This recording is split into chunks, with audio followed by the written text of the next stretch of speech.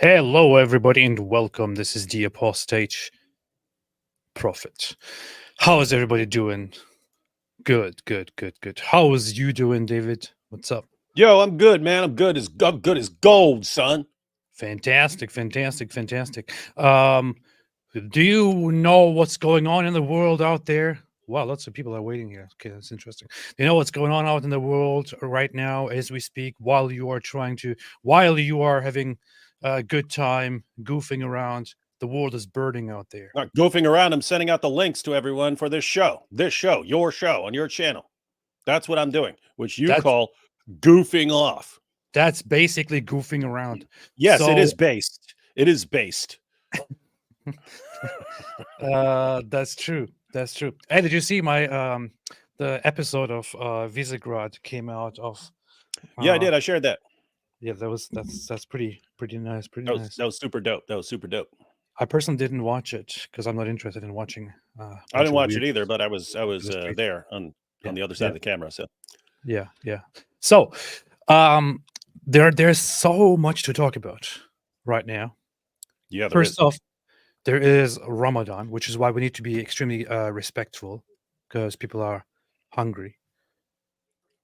Let's Just get let's get uh, all the warnings, content warnings yes. here So at during the this beginning. episode, during this show, we may raise our voices, say a few things that might be disrespectful and insensitive, and might say things like "oops" or "gosh" or "golly." So viewer discretion is advised. It can be very dangerous and very violent.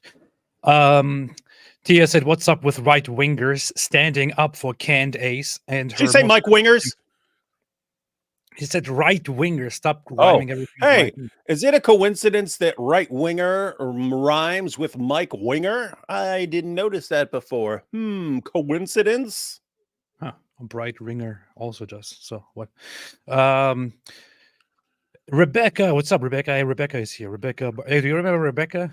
You know who this No, is? who's that? What are you Sh- laughing at? Shout out to Rebecca. She has her own Hey, channel, which is doing very well, by the she's way. been cranking out some serious content. I know, she has been. She's doing Rebecca, good stuff. mark my words, well, there's going to at some point you'll wonder, should I keep going? Should I keep doing this? It's so much work. It's so much work. It's so much work. It's so hard. Should I keep this up? And that happens to everyone. But I'm telling you now in advance, if you keep cranking out content like you do, you will blow up. It is a fact of life and YouTube. I know she already has like quite a few subscribers, like one or two. All right. Very, very, very nice job, Rebecca. I'm very happy and very proud and very happy to see that and very proud and very happy. So, yeah, the question here was actually, I wanted to address that question. If David didn't just interject and start making jokes about the question, I could just talk about the question. So it was, What why are question? right Mike wingers Winger? jumping in and defending canned ace and her Muslim simping? Um, there is a lot of confusion going on, and I guess with as we go into this episode, we might talk more about this. But Candace Owens, I'm going to be brutally honest about Candace Owens. I know I have been in the past as well, but I'm going to be just brutally honest Don't this episode. I have always thought and said that Candace Owens should not be a known person. She shouldn't be a public person. She shouldn't be a commentator. She shouldn't be out there. And the only reason she is out there is that she is a black person who happens to speak against the always with the black with AP. Right. major black narrative. It's like that's basically why she's popular. For no other reason. I mean, if she was a white person, if she was a white woman and said the very same things that she's saying right now or that she has said over the years, nobody would even care. She's well known because she's a contrarian black person, and that is what is appreciated on the opposite side of the spectrum. That's basically what it is, to be honest, because she's not adding anything useful to the conversation. She's not saying anything smart. She has no good arguments. She doesn't know anything, and all of that. So there is that, and she said so many pretty bad and pretty stupid things over the years, and finally she did it. She separated ways with Daily Wire after basically asking for it. What I find interesting is Yes. who's rallying behind her right now. So you've got her fans, of course, but then you had, actual like neo-Nazis are her new defenders, and Muslims. I see Muslims love her all of a sudden. And it was like brilliant, the leading into the becoming the champion of Muslims. It was just a couple weeks ago, and after 9/11, like so many other Americans, I was taught that I had to hate every single Muslim in this world. But I reject that, and I apologize on behalf of all Americans for hating every last. Like, what the heck are you? When did that happen? All I ever heard after 9/11 was, don't blame Muslims. Islam is religion of peace. Everyone, president of the United States, every news network. So anyway, but Muslims loved her for that. They all shared that, and now, of course, Ali Dawa just posted a video. I don't know what's in it, but Ali Dawa just posted a video about her, and I'm sure it's, she's the greatest. That's why they can't handle her, because she be calling them out, And so I know it's going to be something like that. But yep, getting a new fan base here. I find the Mossad satirical accounts commentary quite funny. This genius here said, "Who thinks Mossad is behind the attack in Moscow?" They said, "People who drink Windex." Like, all I said was morons. That's what's happening here. That's what's going on here. Jackson Hinkle has been banned from Instagram. That's funny. That's interesting stuff. That is some interesting stuff that is going on. There is quite some stuff that I want to address here. So, first off, new evidence has come out that Israel is responsible for the Big Bang. That is one piece of information that I want to share. Breaking news. Israel is behind everything, including the Big Bang. That aside, there's this weirdo walking together with this weirdo through Jerusalem, Muslim Quarter. That's a very, very interesting video to look at. Hey, is that just a link? Is that just a link to the YouTube video, or is that a Twitter version? This is a clip on Twitter, but it also has the link here. Yeah. And with that, we have Sneeko talking about things. We have some woman blocking me, some PhD on Islam, because I told her that fighting is not forbidden in Ramadan. And we have Candace. Wait, hang on. So she claimed that fighting isn't allowed in Ramadan? You mean fighting like the Battle of Badr, fighting like the conquest of Mecca, fighting like tons of Muslim battles over the century? It would be funny. It would be easier to see this tweet, so that I could show it. If only I wasn't banned. But if I know I wasn't blocked by her. But basically, yes, she was saying. So hold on. The Quran explicitly forbids, military aggressions during Ramadan. Chapter and verse. It's basically a conspiracy theory, and what she's referring to is probably Quran chapter 2 verse 217. Is that it? And what that does is it does not forbid fighting in Ramadan. It talks about fighting during the sacred months, which are aside from that. And then it says, however, oppression and corruption and so on are greater sins than fighting. So it permits the Muslims to fight. And also Islamic scholars generally consider that whole section basically abrogated. So she had made a claim here out of thin air that the Quran forbids fighting in Ramadan, and it's not true at all. Not true at all. So that's that. Are you happy now, David? Not true. Or is it so true that it just blew your mind? It is. Yes, it is. So, all right. Sneeko said Jesus is the true Messiah. Muslims and Christians united in the spiritual warfare. David, what do you think about the commentary by the great Islamic scholar Sneeko?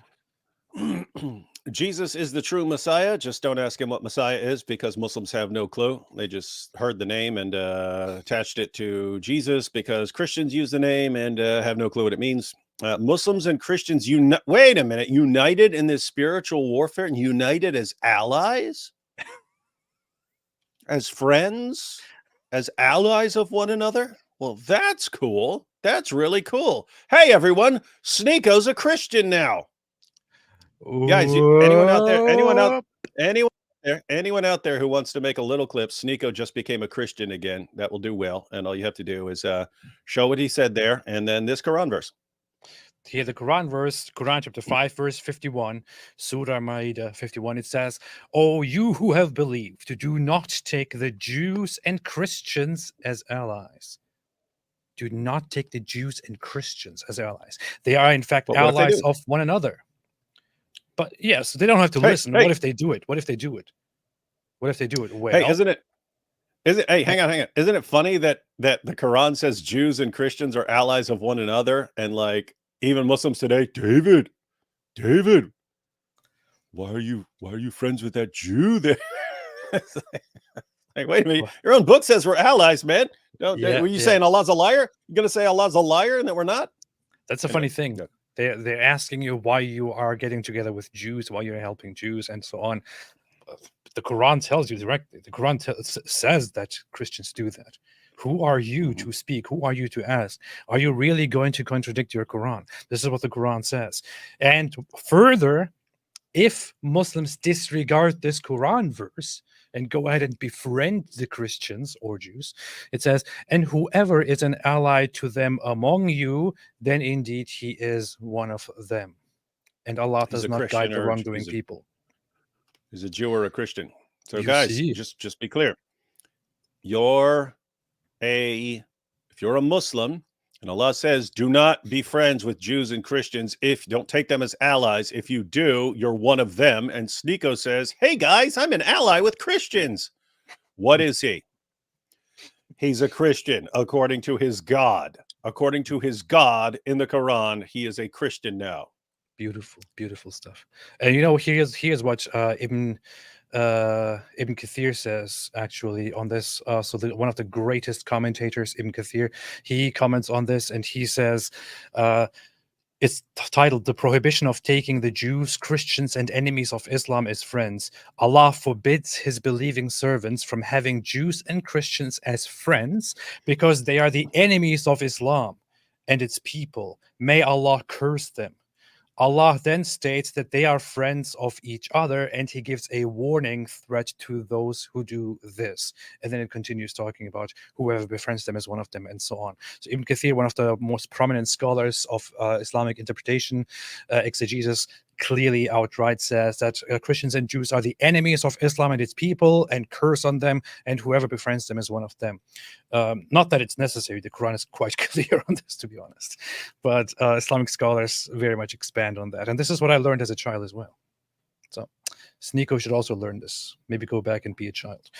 And of course, according to the Hadith, Jesus would also come and break the cross and basically fight Christianity and all that. So yes, Sneeko, you might want to go and maybe go to a school, go learn something about Islam before you talk about it. I don't know. And by the way, this that little bit there about abolishing the jizya tax, that has been interpreted by Muslim scholars as all Jews and Christians will be destroyed.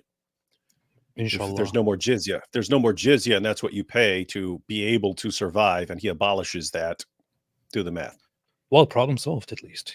So, what do you know? Here is Candace Owens' finest moment. Just let's as an investigative journalist. Let's have some appetizers here. I talked about how terrible Candace Owens is, both in terms of knowledge and in terms of character and all that, but here is already a taste of that. So when I'm walking through Jerusalem and they say these are the Muslim quarters, this is where the Muslims are allowed to live, that doesn't feel like a bastion of freedom to me. So I guess... Oh, I don't think it's where they're allowed to live in Jerusalem. I think it's that there's an Armenian quarter. It's not saying the Armenians can only live here.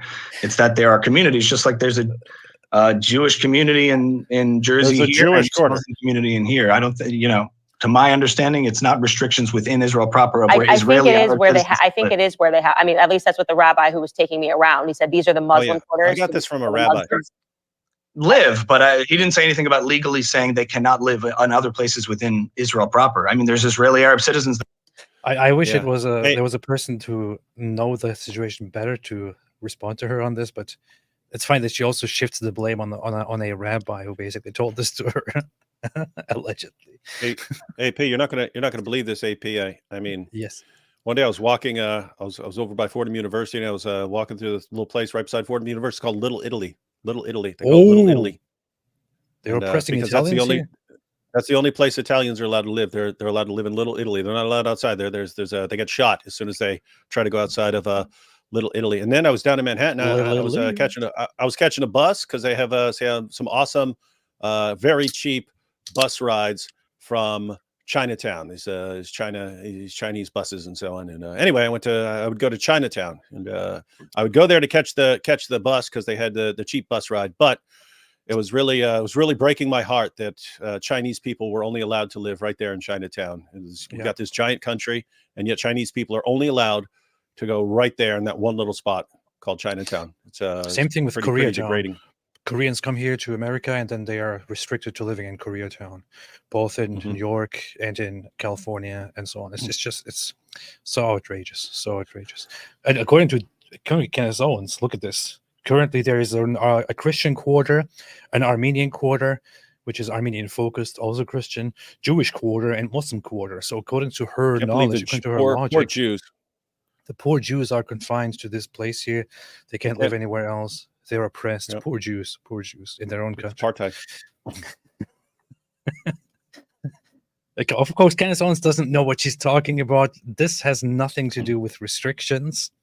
This is a system that was later arbitrarily drawn and named because over time, this happened during the Ottoman Empire.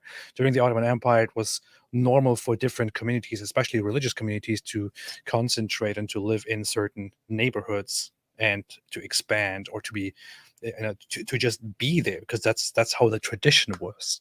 And that's how the Ottoman Empire would distinguish between, this is a Muslim neighborhood. Here we do things the Islamic way. Over there, that's a Christian neighborhood. You can expect there things to go the Christian way, and so on. This has nothing to do with restrictions. Israel never had restrictions on these people. And Candace walks through Jerusalem, sees Muslim quarter, and thinks, wait a minute, why can Muslims not live anywhere else except here? And I have to point out, you've got four quarters, but population-wise, Muslims are a majority. Muslims are a majority in the old city. In other words, there are 30-some thousand people living in the old city of Jerusalem. 20-some thousand of the 30-some thousand are Muslim. So that is a Muslim majority area. Yeah, lots of Muslims live in the Jewish quarter, by the way. So, and lots of them also live in the Christian quarter.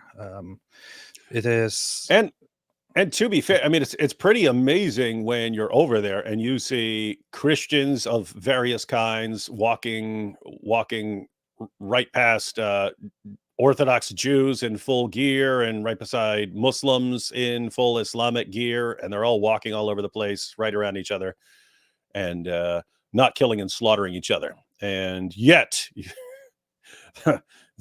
one of the only places that can actually happen in the Middle East, and it's the most evil spot in the world. You remember one thing, though? Because the Jews are not wiped out. What?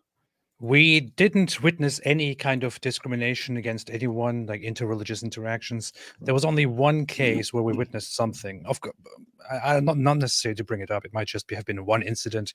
The only incident that we witnessed there during like these religious interactions, an act of mistreating each other, was when we were walking one morning or whatever it was out of the old city of Jerusalem, and some Orthodox Jewish man was walking with a woman, and they were just peacefully, nicely walking. And then a few Muslims walked by and started mocking and basically harassing and joking about the guy repeatedly until they disappeared. That was the only incident of interreligious, discrimination, disrespect, harassment, or whatever that we witnessed. We didn't see anything else anywhere, which really, really just confirms once again that Israel is a brutal apartheid state where Muslims are oppressed. Yes. So did you see this whole thing here, David? I've seen it circulating, and then I saw people point out that this is an old clip. Yes.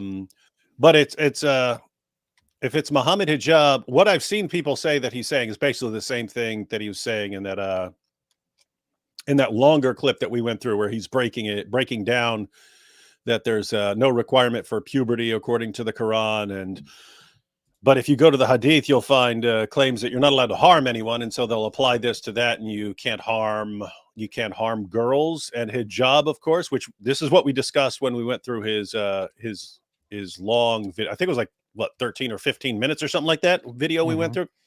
But hijab knows he's doing this. You have claims that will apply Muhammad's don't harm principle, and they'll say, oh, that applies to these little child brides. But the way they apply it, it's either if you're big and she's so small that you'll squish her during sex, then you need to be careful. And the main thing they were concerned about is making the two holes one hole. So the girl is too tiny, and you go to take her virginity, and she's so tiny that you actually rip her vagina hole open, and it merges with her anus, and then she is permanently. And then explaining that again. Thank you for going into the details. And then they have what do you do if that happens? What do you do in those kinds of situations? So anyway, the point is that's what the Muslim scholars say they're talking about when they apply this harm principle to girls. Hijab knows that when he's saying it to someone, especially a Westerner, and says, "Oh, our rule is don't harm," they think, "Oh, okay, so yeah, you're not going to be banging little girls because that would harm them," and so on. That's not what they're talking about. They're talking about be careful when inserting yourself, because you might if you don't want to tear her and ruin her for the rest of her life, because that'll mess things up for you. Yeah. That's basically what's going on here. So here's Tommy Robinson. This is actually, I think this is the first post that I saw containing this clip, and Mohammed Hijab also responded to this and basically challenged Tommy Robinson. And so he says, it didn't take long until Mohammed Hijab tried justifying raping children to Suniko. Suniko didn't disagree either. These people are vile. And the funny thing is, Tommy Robinson is posting this now and saying it didn't take long, but this video is actually from a while ago. Oh, by the way, he probably just saw it and thought it was new. Yes. By the way, I looked. Which it is because it became popular right now. This is when it became popular. It didn't take. Yes. I never saw this. I looked for the video. I wanted to look at the full video because I wanted to see. I wanted to see more of it, to see stuff that they're talking about, to look if there's more to go through here in this video. Unfortunately, Mohammed Hijab deleted this video, this whole thing, this whole interview with Suniko. And I'm not sure the holes why. in the narrative interview. Yes. I'm not entirely sure why, but he deleted this video. So I don't know what's going on there. I don't know what. Hey, you got 3,000 viewers, man. Hey, welcome, 3,000 viewers. What's up? So 3,000 viewers. That's very nice. That's very good. Always welcome. Let's get it up to 5. I don't want to. That would be nice. That would be nice. Let me see. I'm just trying to bring up the link here to see where he first published it, just to show to everyone. But basically, if you go on a link to his channel, to his video where he originally published that, it will say this video has been removed. This video has been deleted by the uploader. So he deleted the actual episode. This is from his podcast episode, from the Mohammed Hijab podcast, number 14. I believe, yes, number 14. And it is the only one that has been removed so far. And I'm wondering, Mohammed Hijab, why exactly did you remove that specific episode from your channel? Why are all other interviews up? Why did you remove that only? I'm really wondering. What is the Yeah, problem? and it's weird because normally if you're posting a short clip like this, so it's a minute and 12 seconds, normally if someone's posting a short clip of this, if it's something that is enraging other people, the response from Muslims is going to be, oh, but in context, it means something really nice and wonderful. So what are you complaining about? Why aren't you looking at it in context? And then he goes ahead and deletes the entire context. That probably means there was a bunch of additional messed up stuff in there, and you don't want that getting attention. Possibly. Let's see. No, we don't think there's any problem with it at all. We think that it's just because we have a different idea of what it means to be a child, which can be tracked historically. But now, if the situation has changed, we'd say that the general principle in Islam is, you can do what you kind of want, so long as, I'm not going to say you can do what you want so long as you harm it. You can marry whomever you want to marry, so long as it doesn't cause them harm, physical and psychological. Yeah. So, for example, if I marry if you don't rip them open when you have sex. Yeah.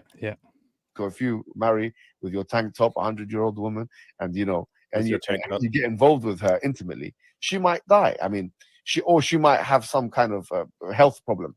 So we would say that this is where the discussion goes. Yeah, if you marry a 100-year-old woman with your tank top, Sneeko, if you young guy and you're banging this 100-year-old woman, you're gonna break her hip. I'm not sure what is happening with Sneeko throughout this whole video, but he looks like He looks blank. Let's see. Yeah, Hijab looked like he was trying to get him to laugh. Like, oh, imagine what would happen to you in your tank top if you were banging a 100-year-old. And Sneeko's like, he gives a very, very slight little smile here in response to that. And you get involved with her intimately, she might die. I mean, she might have some kind of. Sneeko, let me talk about this. Like, if you happen to marry a 100-year-old woman, since you look muscular and you're showing yourself off here, I'm gonna have sex with her, she might die. Similarly, what a conversation. Yeah. No, Sneeko, he got a little grin because he was like, well, wouldn't I be over in the corner sitting on a chair watching some other guy bang her? What? That is a good point. That is a good point. You're not making any sense. You're not making any sense talking about me banging her. It's not making any sense. It does not compute, Hijab. Here it is, by the way. Look at this. So here's a clip. And in the description of this clip, there is a link to the original video. It says here, Sneeko censorship, Red Pill Islam, Mohammed Hijab podcast number 14. If you click on it, it says video unavailable. This video has been removed by the uploader. Strange. So very just like the missing holes in the narrative interview. Yes. I wonder what happened. Maybe a goat ate this YouTube video. I do not know. Sneeko looks kind of weird though. It's like, I don't know. He's drugged up. Not sure what's happening. Problem. So we would say that, well, if you were to be intimate with a 14-year-old or 13-year-old who's got huge hips and huge breasts and huge body, I mean, quite frankly, we would say. I mean, pow. What if this 13-year-old has these big boobs? He's talking about a 13 or 14-year-old, and talking about how this 13 or 14-year-old might have a huge body, and it's not going to have the same effect medically. I mean, no one can make the argument. But in these countries where we live in now, one is legal and one is illegal. So, in other words, you can't marry a 100-year-old woman, but you can marry that girl that's you can't be. You're a pedophile if you go for the girl that's got the hips. And once again, pedophilia is very relative. Pedophilia is very relative. That's the quote. Pedophilia is relative. Hey, put a quote from Einstein on relativity and then a quote from Mohammed Hijab. Pedophilia is relative. There's your T-shirt, man. I'm giving you the dope T-shirts. Yeah. Somebody do that. Put Einstein about relativity and then put a Mohammed Hijab face with his quote. Pedophilia is relative. Here is this idiot. The quartering says the man is saying it's just as wrong to have sex with an 8-year-old as it is to have sex with someone who is 100-year-old. That's the quartering? Yeah, that's not what Mohammed Hijab is saying. He is saying that it's okay in both cases, or that it's okay to marry a little child. Now here is Mohammed Hijab's response to this initially. He says, clearly you have comprehension issues, and so do many of the low IQ people who are commenting on your video.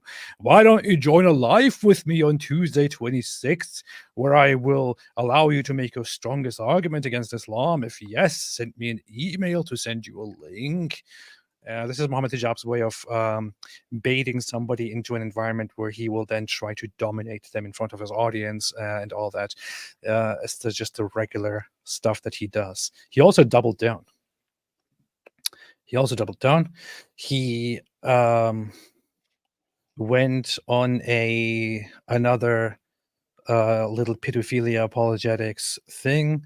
Here, Daniel Kikuchu is insulting Rabbi Shmuley as Rabbi Dildo. That's of course very interesting. Hey, stuff so here. just keep in mind, everyone, that since this is the example, see, these guys they don't do this stuff with us anymore because they know how we'll respond. They know Rabbi Shmuley won't go after Muhammad, but I mean, guys, all of you who are fans of Rabbi Shmuley, when you see this, you should start referring to their prophet as Prophet Pedo. Right? Say, hey, if you're gonna refer to Rabbi Shmuley as Rabbi Dildo, then great. Everyone gets to refer to Muhammad as Prophet Pedo. Yeah. Here he's making a different argument, which I don't want to dive into, but he's distracting from the topic, replying to Dave Atherton, who brought up the very same video, and says, I hear no argument. Pedophilia is relative even within European countries. What he's referring to is that the age of consent is slightly different across countries in Europe. What he is clearly misrepresenting, because he's dishonest or he doesn't understand, is that this is not referring to for example, a 50-year-old marrying an 18-year-old or a 16-year-old or a 14-year-old. This is age of consent, for example, in many countries is if it is, for example, 15 in a certain country, there has to be the gap cannot be greater than this, or a person above a certain age cannot have a sexual interaction with a person who is at the age of 15 or something like that. So this is not pedophilia. He's And misrepresenting. it's not the definition. It's not the definition. What he's this is not the definition of the clinical diagnosis of pedophilic disorder. They have clear guidelines. Muhammad meets the criteria. Muhammad meets the modern psychological criteria as someone who has pedophilic disorder. He meets all the requirements. Some 18-year-old who marries a 15-year-old in some country doesn't. That's not the definition. Yeah. Here he doubles down once more and basically demonstrates that he has a very, very stupid and very poor understanding of how people establish these rules. He says, right-winger to left-winger. A woman is defined by biology and not what society or individuals regard it to be. Also right-winger. An adult is an 21, 18, 16-year-old because that is what society regards it to be. Gosh, this is today. So I didn't even know all this was going on. I didn't even know he's going all in on and defending child marriage once again. But I'm glad. By the way, AP, come on. Seriously here. Dead serious here. This is the guy who several years ago did a poll of Muslims. I'm saying if people wanted to get involved in conspiracy theories, just because they're all over the place right now after the Russia attack. Conspiracy. I can't click on a link without a conspiracy about who's really behind it. If you wanted to engage in a conspiracy theory, here's one for you. The same guy who did a poll, he literally asked Muslims for the data. Guys, when you doubt Islam, what is it that causes your doubts? He asked them. He asked the Ummah, what is it that makes you doubt Islam most of anything else? And by far, the top answer was moral problems with Muhammad. And suddenly, this guy becomes the world champion defender of Muhammad's marriage to Aisha. Yes. Like just imagine, guys. So I'm a Christian. Imagine I go up to Christians and I say, Christians, when you doubt Christianity, what is it that causes you to doubt? Suppose, I don't know what they'd say. Suppose they say, because there's so much evil in the world. And then I spend the next 5 years of my life showing how much evil there is in the world. Look at all this evil. Look at all this suffering. Oh my goodness, all the evil. Oh, this is so messed up. Right after doing the research to find out what bothers Christians most, I then spend the next 5 years talking about that constantly. This is the guy who does the research, finds out moral arguments against Islam are the biggest problem that cause Muslims to doubt. And then he then goes all in on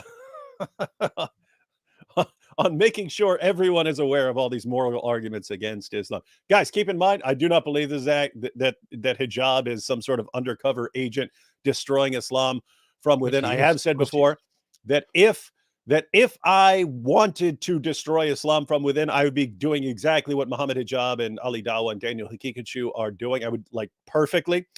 So I don't actually believe it. I'm just saying, if you guys, if the Ummah right now is like in full conspiracy mode, oh, everyone's trying to do this and this is what everyone's doing, and everyone's lying and trying to infiltrate this and that to pull the string. How would you not think that these guys are doing exactly that?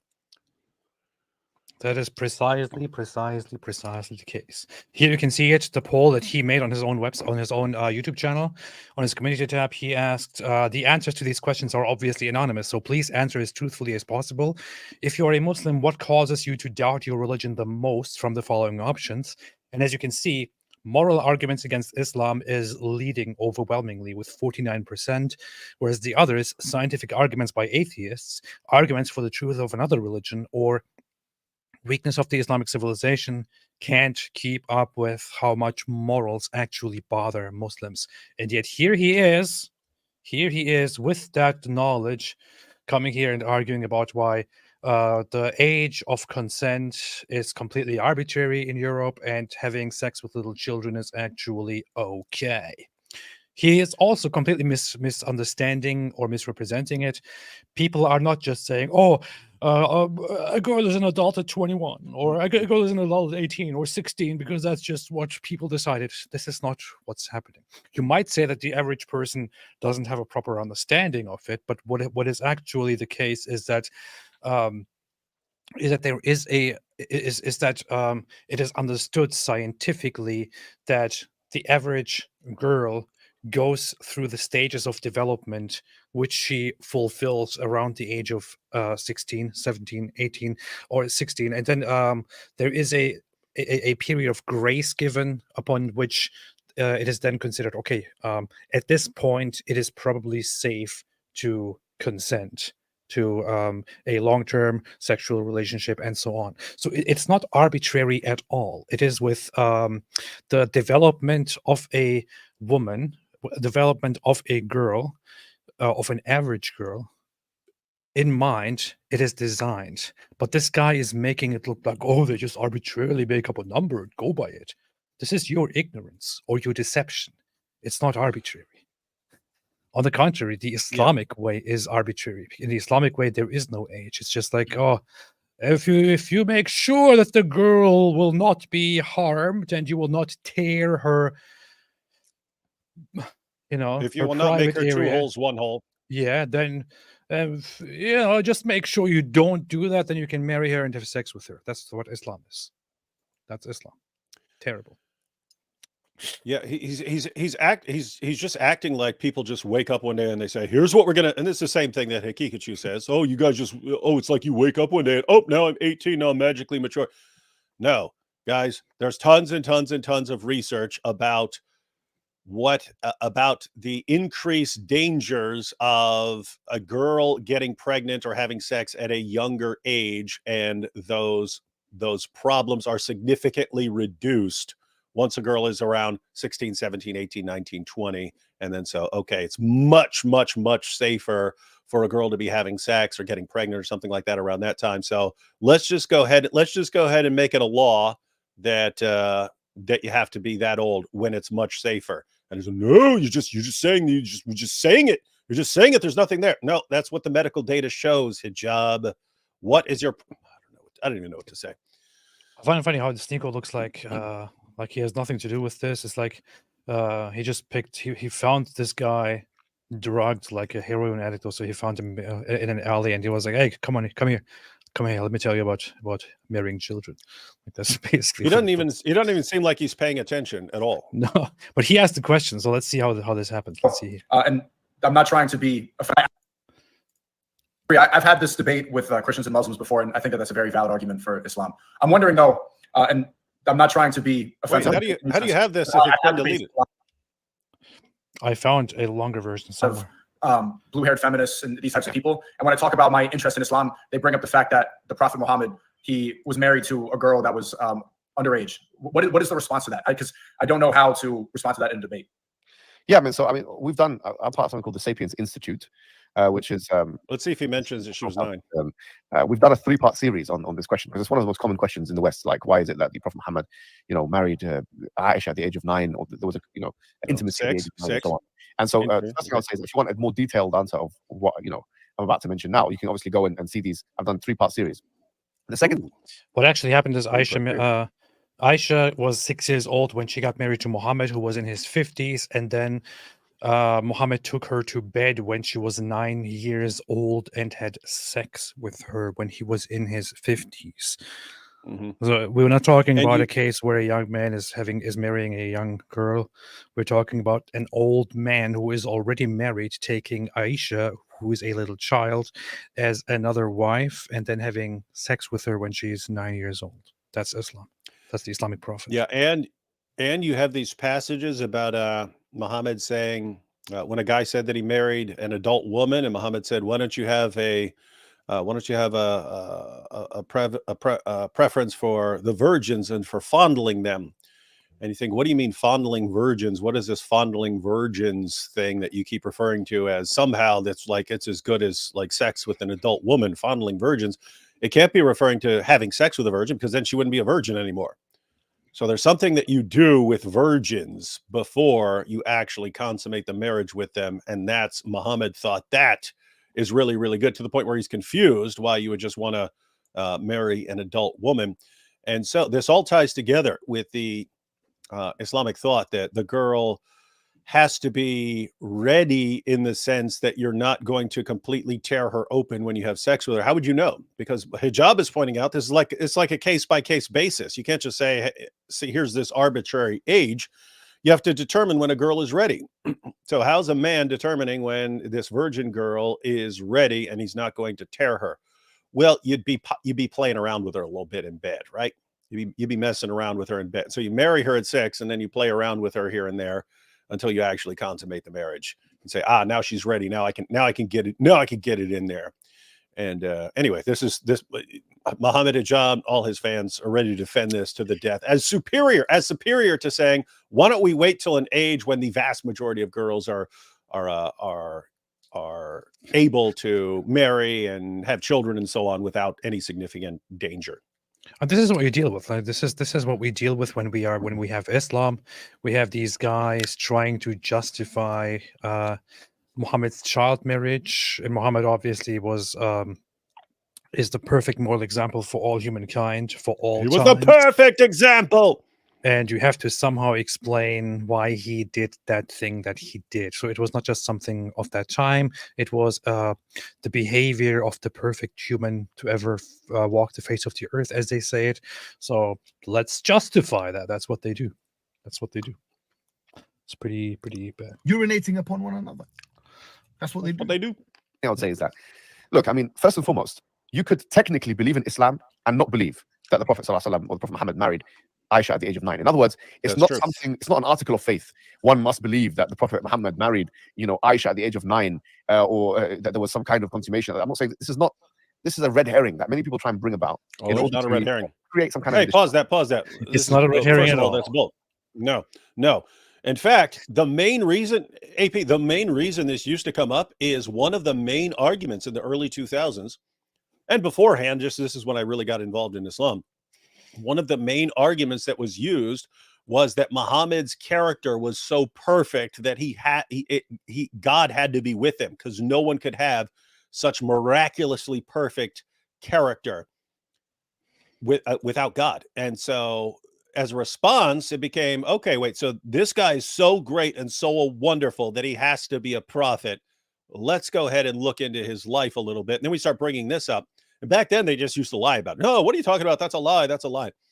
So anyway, hijab is correct here that if you're a Muslim, you do not have to believe that Muhammad had sex with a 9-year-old girl, because you can reject those sources. You can reject Sahih al-Bukhari. You don't have to even be a Sunni Muslim. But to be clear to anyone who's, because it seems like he's trying to give all these ways out for people who are going to be bothered by this. But guys, you're talking 85% somewhere in the area of 85% are Sunni Muslims who take these sources as authoritative. Take Sahih al-Bukhari and Sahih Muslim and Sunan Abu Dawud as authoritative. If a passage of a hadith is Sahih, then you have to take it. It's as good as gold. And guess what? You've got Muhammad having sex with a 9-year-old girl all over the place in Islam's most trusted sources. And even if you threw them all out, you still have to deal with the Quran, Surah 65, verse 4. But I just wanted to say, yes, hijab is correct. You are not required as some sort of article of faith to believe that Muhammad had sex with a 9-year-old girl. It's just what you find in the same sources that give you your articles of faith.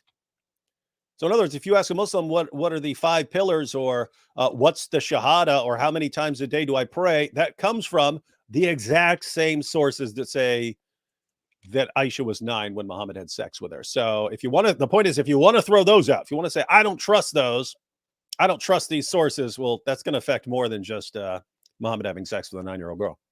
It is very, very, very, very much true. It's true. So this is something that they bring up. Of course, it has to be analyzed and looked through and all that. Pretty much. Key tenets of Islam. Well, let's take the historical account, because quite frankly, there are some revisionist accounts, which some people have brought forward today and said, no, she wasn't 9, she was 18, or she was 21, or whatever.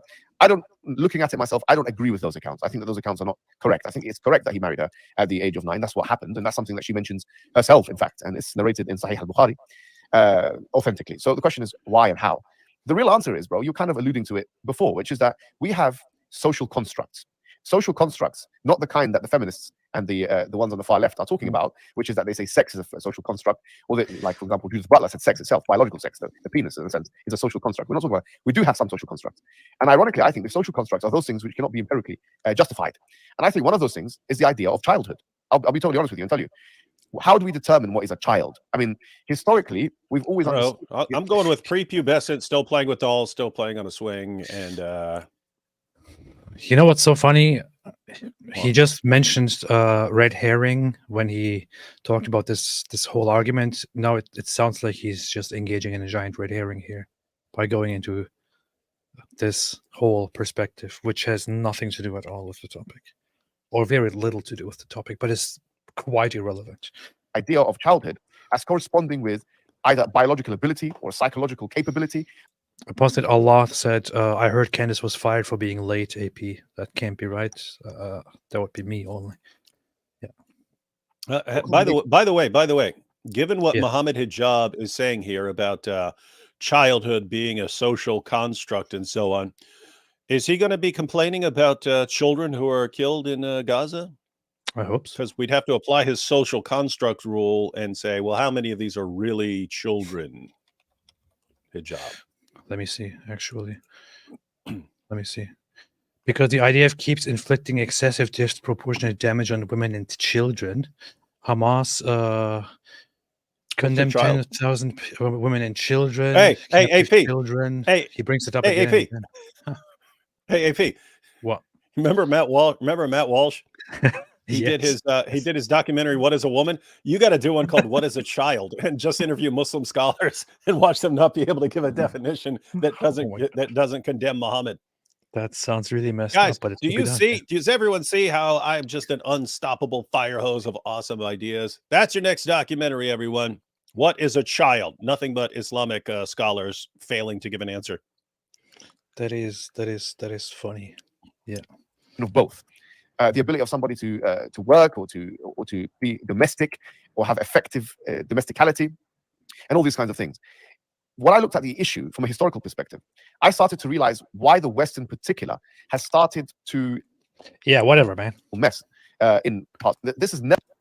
This is a 13-minute long section about pedophilia. Just this guy trying to justify pedophilia by bringing up red herrings, ironically, talking about misrepresenting how the whole concept of child marriage and pedophilia is determined, and more. What's so funny is earlier I saw a video where Ali Dawa also apparently was asked to comment on this on some random show several months ago, and the Prophet Muhammad, I see this here. He's asked Prophet Muhammad marrying Aisha. peace be upon him, had a contract of marriage with Aisha when she was 6, and he consummated the marriage when she was 9. People look at They heard it, and the funny thing is, I've never heard anyone justify a pedophile quite this way. Police be upon him. This is funny. He's getting burned up, man. yeah. See, this is the stupidity. These guys actually think, oh yeah, I'm just going to get invited, and then they'll ask me this question about child marriage and about Aisha, and I will sit there and I will fearlessly give them the answer, and they will be amazed by it. And here is the response: "You are sick, bro. Did I hear that right?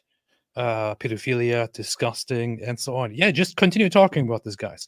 Continue talking about this, please. Continue talking about this. In fact, I'm very happy every time that we talk about Islam and the topic goes to child marriage. You're basically doing our job. Please continue. Please, well, when you get together right now on social media, when you have the attention of neo-Nazis, for example, actually, I don't think neo-Nazis would have a problem with pedophilia because they're pretty much as sick. But at least you have the attention of other people. Bring up child marriage there too and say we should normalize this in the West. See how people react. Just continue doing this. Be proud. Be proud of the sickness and see proud of it. how people react. You're sick. You're sick. Hey, and just so everyone knows, this was the plan. This was, matter of fact, I remember when we were sitting down with this discussion. It was me, Nabil, a couple others, and so this was the year after Nabil became a Christian, and we were starting debates, and we found out that Muslim organizations, you would basically have to go to a Muslim organization, say, hey, we would like to arrange a debate with a Christian, and the Muslim organization will say, fine, we will get Shabir Ali, and here are the topics that Shabir is going to agree to cover. And of course, it would all be Christian topics like did Jesus rise from the dead and things like that. It never crossed anyone's mind that you were going to have a debate on the character of Muhammad or something like this. So back then, 2005, D Wood says, you know what? Instead of going to the Muslim organizations and saying, we want to debate, what do you guys, you pick your guy and we'll discuss what he's willing to debate, and then we'll go with whatever he's willing to debate. Instead of that, we announce it on the internet. We say, hey, here's the topic we want to debate. Who's willing to defend Muhammad on this topic? And what you got was there were younger Muslims who thought they could defend this stuff. There were the older generation of Muslims, the older generations, the Ahmed Didat, the Zakir Naik, the Shabir Ali, the Jamal Badawi, that whole generation, they understood. If you never agree to debate the topic, then the audience never hears about the issue and they don't know that it's an issue. The goal was to keep people in an atmosphere of ignorance, just keep attention focused on Christian doctrines and attacking it. Don't let people know about these issues with Islam. That was the idea. The younger generation said, oh, they're accusing Muhammad of this. We can answer it. We can defend it. And they were too dumb to realize. Wait a minute. If you get up on stage and you give a brilliant defense of why Muhammad just had to have sex with that 9-year-old girl. Oh man, the future depended on Muhammad banging that 9-year-old girl. Even if you give the most brilliant defense, imaginable, guess what? No one in that audience knew about it before, and now they all do. And now they're all walking home going, was it? Even if they think, wow, that was a good defense of Muhammad marrying a girl, which I didn't know about before. Now you got the information in your head. And meanwhile, so that was 2005. Here we are almost 20 years later, and these guys are shouting this stuff from the rooftops. That's what long-term planning and relentless pursuit of the facts gets you, ladies and gentlemen. The destruction of Islam from within. Alhamdulillah. Alhamdulillah. Beautifully spoken, and very, very proud, very happy that it has come to this. This is fantastic. I want to show you this before we go over to the next topic, Abu Bakr said Candace needs to watch your videos to be educated. Inshallah, inshallah. Hey, 3,500 viewers. Welcome, everybody. No. Yeah, Is that a record? Is that a record for us? I think that's I a think record so. for us. Yeah, I think so. Record for this channel and probably also for us altogether. After Yeah, this, I don't recall. We've broken 3,000 several times. We've hit like 32, 33. I don't remember hitting 35. So good job. Good job, guys. And hey, tomorrow, let's break it again, just so AP can't be bragging that he has the best show. I do have the best show. But while you're here, subscribe and like. And now that I have broken this record, I've finally achieved my final goal. I think I will now delete this channel. Shut it down. Yeah. That'd be hilarious. Shut it down. That would be amazing. So first, lots of people might have heard about Candace Owens parting ways with Daily Wire. A lot of people hear why she parted ways with Daily Wire. They say she got fired because she criticized Israel. She got fired because she disagreed with rabbis. She got fired because she said the USA should not, fund Israel's wars and so on. They don't seem to address the kind of messed up stuff that she has been doing lately. One of those that has been highlighted is this here, which is this is on Candace Owens's liked tweets or liked posts tab. And she liked this post here, which says this guy called Christ Knows This, which is an account that kind of pretends to be Christian, but it's just all about neo-Nazis, Nazi Germany, the Jews, the Holocaust, and how terrible Jews are, and so on. Spreading conspiracy theories about how Jews drink blood and things like that. The tweet says, it says February 20th, Rabbi, are you drunk on Christian blood again? And Candace liked this tweet, and this got picked up immediately. At some point, the ADL, the Anti-Defamation League, reported on this, but they came in quite late, actually, because lots of mainstream media channels reported on this much quicker, and many others pointed this out too. But she's basically sitting there liking this comment, which, by the way, is still liked. She didn't remove it. And those familiar with the history of anti-Semitism might be aware why this is so problematic. Others might not entirely know. But what this is here is basically original, OG, age-old, medieval, insane blood libel, literally, against the Jews, basically implying that the Jews go around ritually killing people of different beliefs and killing and then soaking their matzah in it and eating it, and and drinking blood, eating, adding it to their matzah and drinking it and eating it and so on. Accusations like these happened throughout history, and they were completely insane. It's completely baseless. It's completely stupid. Just a way to demonize Jews and say, there was a whole thing just recently, the Damascus affair, which happened in the 1800s, where 2 people died, and the accusations were made that the Jews captured those 2 people and killed them to use their blood in their baking and to celebrate, because Jews always need non-Jewish blood and so on. This is actual history. Yep. And that resulted in a lot of persecution and a pogrom against the Jews of the region. These are the kinds of things that added to the idea that Jews need to have their own state where they don't have to be at the mercy of other people who will make up these excuses and these allegations and then persecute them at some point. So that's what it is. And so this guy coming here and basically doing this, saying, are you drunk on Christian blood again, very, very much gets quite close to implying such blood libel once more. And Candace Owens sits there and likes this. Yeah, I have to say, I'm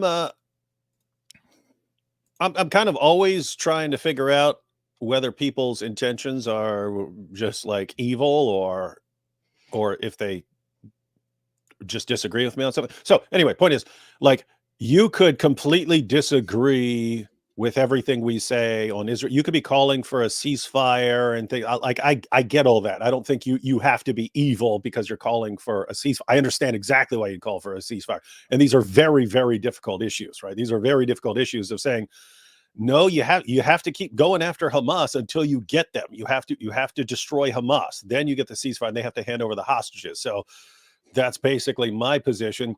But I understand, hey guys, come on. You're just bombing this place down to nothing, man. Can't you just stop it at some point? I understand that completely. And I don't think you're evil for saying something like that. I don't think you're evil if someone says something and you criticize Israel for something and someone says something back and they go, oh, that's anti-Semitic. And you say, you can't defend everything just by calling people an anti-Semite. I agree. You can't, because that's just blocking what might be a legitimate criticism. So you could disagree with me on all kinds of things, and I don't have to regard you as like evil. When I see things like this, now it's even with Candace interviewing Andrew Tate, I'm thinking, okay, maybe she claimed that she did all this research and did this deep dive. Suppose she's just running her mouth. She didn't do any research, and all the information about the case she got from Andrew Tate himself, and she just doesn't know any better. Okay, so she sucks as a journalist. She's really, really messed up for spreading complete nonsense to her viewers, but maybe she's just a dope and not evil, right? But when I see stuff like this, it's like, that's evil. That's just evil. If you saw that and you're like, yeah, Jews drink Christian blood, rabbis drink Christian blood. Okay, now I think you're evil. And so you're in a different category in my mind. Yeah. She has never been a person of integrity. I followed over the years her saying some really, really messed up or just completely outright untrue things, and always people make excuses to it, try to reinterpret what she actually said and so on. But so her response to her announcement that she is now parting ways with Daily Wire, I can only see this because I'm going on a news site. She has me blocked, so I can't even look at her Twitter page. It says, the rumors are true. I am finally free. It doesn't look like she's regretting this at all, or she's sad about it. And lots of people said that she was basically trying to get out of a contract at Daily Wire and basically pushing the limits to get out of that contract. That is one of the things. Dave Rubin suggested that recently. I saw him. Lots of others suggested that as well. If you would like to support my work, you can head to CandaceOwens.com and so on. She's a multimillionaire, by the way. Or you can give a gift at GoCandace.com. There will be many announcements in the weeks to come. Lots of people are suspecting that she's going to team up with Tucker Carlson, and basically they're going to be the new alternative unfiltered media or something like that, which I have a lot to say about, but I just want to reserve at the moment. But this is her reaction. This is her reaction to the issue. She said a lot of weird things in the past. There are some articles that broke down basically what has been happening. Here's a Mediaite article which says Candace Owens endorses wild anti-Semitic conspiracy theory about Jews being drunk on Christian blood. She actually made a response to these articles in her last video, her last episode on Daily Wire, but she didn't actually address what this very much says. She tried to deflect from it by saying, are these people crazy? How can they claim that I would say such a thing? Have you guys ever heard me say such a thing? She very much focuses on how they imply that she said something like this, but she didn't. That's not the accusation here. The media did not report that you said it. The media reported that you liked and endorsed something and led that comment to become a top comment and to receive over 1,000, almost 2,000 likes so far, thereby endorsing an insane conspiracy theory for which people should probably go and see a specialist. Isn't that weird though? Like, oh, but I didn't say the words myself. I just liked the statement. Like if someone said kill all Jews and you like it, and then someone says, oh my goodness, she approved a comment that said kill all Jews, and you go, what? I didn't say the words. I didn't say it. I just liked it. I just liked that someone else said it. And so I gave my thumbs up to it. I also saw people point out, oh, so now you can demonize people for just liking something. Oh, liking something that you don't like. This is not just liking something. Exactly, like the example that David just gave. So there is liking something. There are certain things that are way across the something. line. Yeah. If I like something that you disagree with, that's all right. If I like something that says, hey, you know what, I am seriously of the opinion that we should drop nuclear bombs on all of these populations, and then rape these populations and these others, and also eat these as cannibals and so on, and I like that, that's probably a little bit messed up, right? That's not like liking an artist that you don't happen to like. It's quite different.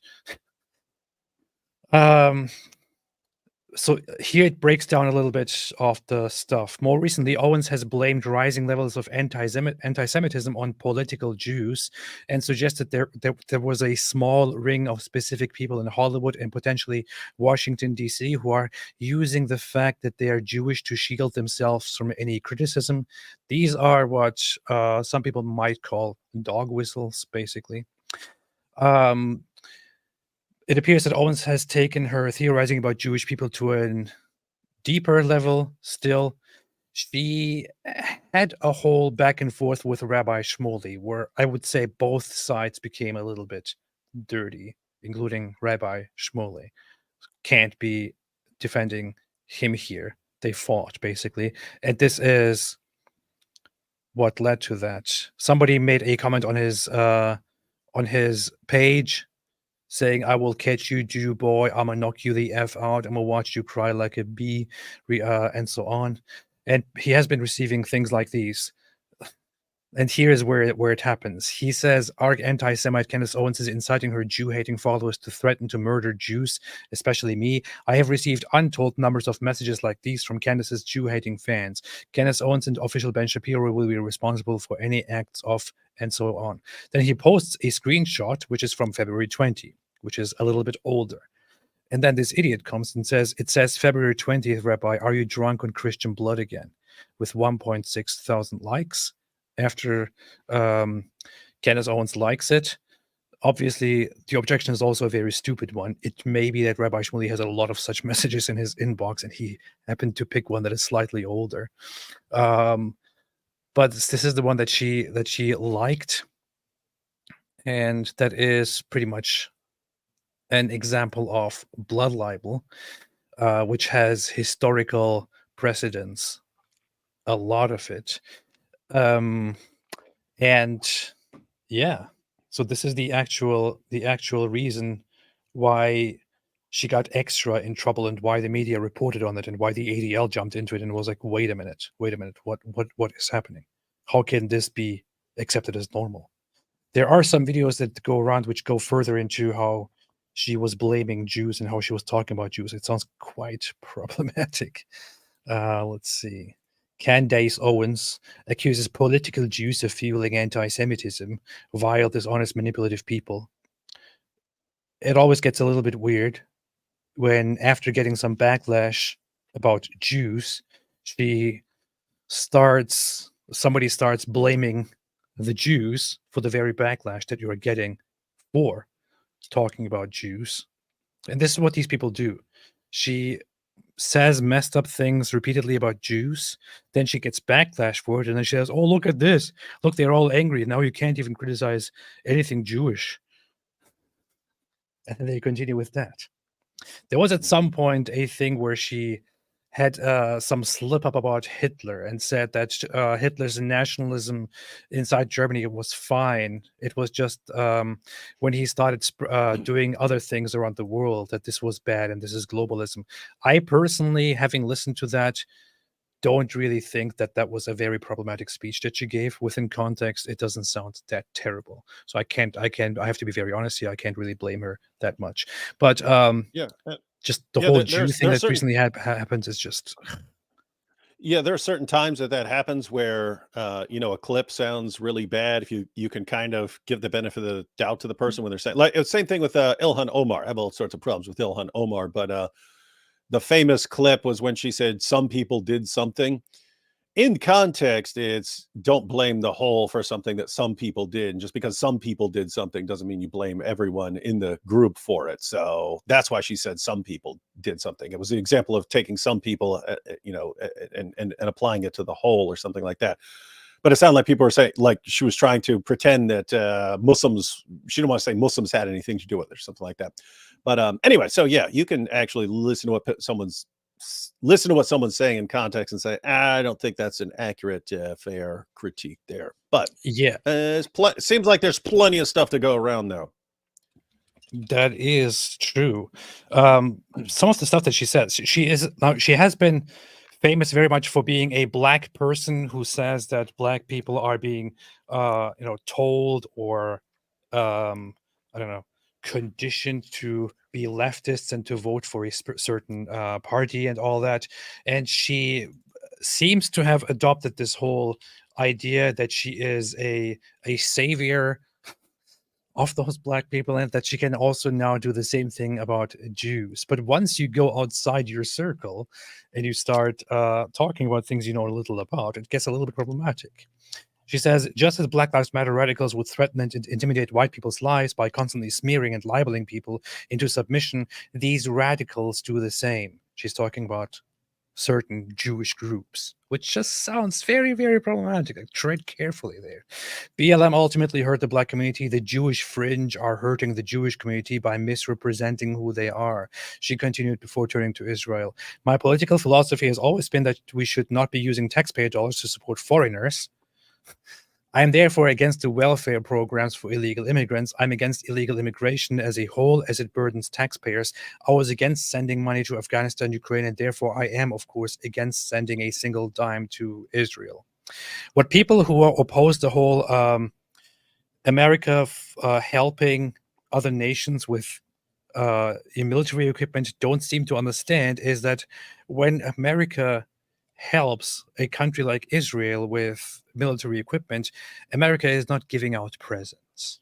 America is not giving out gifts. It's called subsidizing. What America does is basically, America says, okay, we give you a certain budget. Here, take this amount of money. With this money that we are giving you, you are supposed to buy military equipment from American manufacturers, from America, and that is the agreement. And while doing that, America also has certain cooperative agreements with Israel, where Israel in return provides strategic intel, provides cybersecurity, provides a lot of otherwise national security tools and so on. Israel is extremely advanced in terms of tech, in terms of security. So this is what America does. America doesn't just say, oh, we have a lot of money on our hands. Our taxpayers are giving us a lot of money. So you have some of that, use it for whatever you want. That's not what's happening. No country just gives out money like that. America is subsidizing and basically strategically moving funds, and thereby also making profit so that America itself benefits from this interaction while also helping Israel. If they weren't helping Israel with these funds, they would probably direct it to some other place. That's what's going on. It's not like we are giving our taxes to these people. That's not what's happening. That's not how anything works. That's not how any of this works. And Israel is a very, very crucial, a very important partner in the world, in geopolitics, in the Middle East. So there's that. And I for one, I mean, as a taxpayer, I would say we should reduce lots of funds that we give to a bunch of crap hole countries and give more to Israel, honestly. And I have to say, people don't understand the significance. This is part of my thinking on the entire situation. Every time Israel is involved, if AP, psychologically speaking, if Muslims were to ever gain victory over Israel and crush it and wipe it off the map and take control over that, what would the psychological impact of that be on Muslims around the world? would they get massively more aggressive and say, aha, you see, this is the proof that Allah is behind us to finally conquer the entire world. We're going to fight in all directions and subjugate everyone right now. And all 2 billion of us unite because now we're strong again and we get our caliphate back. Would it be that? Or would it be, okay, now we got Israel. That's all we wanted. And let's live in peace. Mm-hmm. I'm going with the first one, ladies and gentlemen. I'm going this with would the be second one. the collapse of Israel would be disastrous, not just for Jews, but for everyone in the entire world. It would be really, really bad, global, catastrophic, bad. And that's part of the reason. That's part of the reason that people are pretty concerned about Israel not collapsing there in the Middle East. You know what's funny? When something happens in Israel, lots of people go on this boycott Israeli products rage. And you can indeed think of a lot of Israeli products because they're everywhere. They are everywhere. You use them. Even with products that are not Israeli, we have global products that are useful everywhere around the world, which have manufacturers in Israel and so on. Israel is extremely scientifically advanced, among the top scientific contributors in the world. We are using so many Israeli products, right? There's so much to boycott if you want to boycott Israel. What is there to boycott if you want to boycott Palestine? Can you think of one single brand or product that is Palestinian? Terrorism. Can you think of famous products from the neighboring Arab countries? Can you think of something that we actually use that makes your life better, that makes nations safer, makes nations better, makes them more advanced? It helps the military, that helps national security, that helps families. I don't know. Think about food, technology, computers, anything. What about? Well, you're Nothing. thinking about actual products. What about Nothing. entertainment? What about entertainment? Maybe you've never seen Palestinian children's television. That's a good point. Mickey ain't got nothing on Farfour. Let's be clear about that. We have to be honest. That is true. That is true. That is true. Farfour is the best. Farfour is the best. Hey, this is funny. I just looked for Farfour, and one of the first things that comes up is our live stream about Farfour. That's cool. Oh, nice. Hey, yeah. it'd be funny if a video about Farfour plotting an attack against Mickey Mouse. That'd be a funny skit. What Farfour calls Mickey Mouse an imposter and attacks Mickey Mouse and tries to take Mickey Mouse out. They have a big fight. That would be awesome. That would be amazing, man. That would be amazing. So here's Gazan TV, just Hamas TV. Let's have a look at this. نحن رواد الغد سنعيد لهذه الأمة مجدها وسنحرر الأقصى إن شاء الله وسنحرر العراق إن شاء الله. Hey, I think they had a couple of different voices because that one doesn't sound like Ali Dawa anymore. Yeah, like the other voice sounded like Ali Dawa. I think they've had a couple different people do the voice for that. Yeah, they do have different. It sounds things. It sounds like someone's grandma, someone's angry grandma, someone's 100-year-old grandma that I don't know.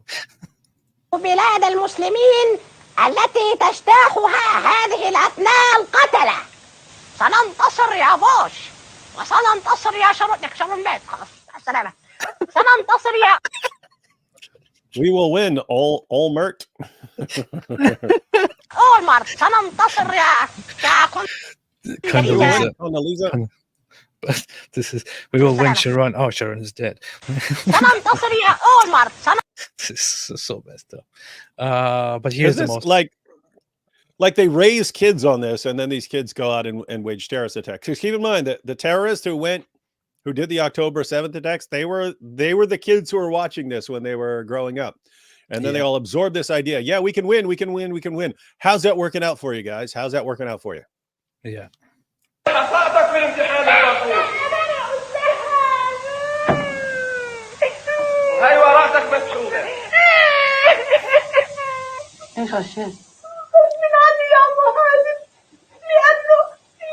See, now he sounds like Ali Dawa. Yeah.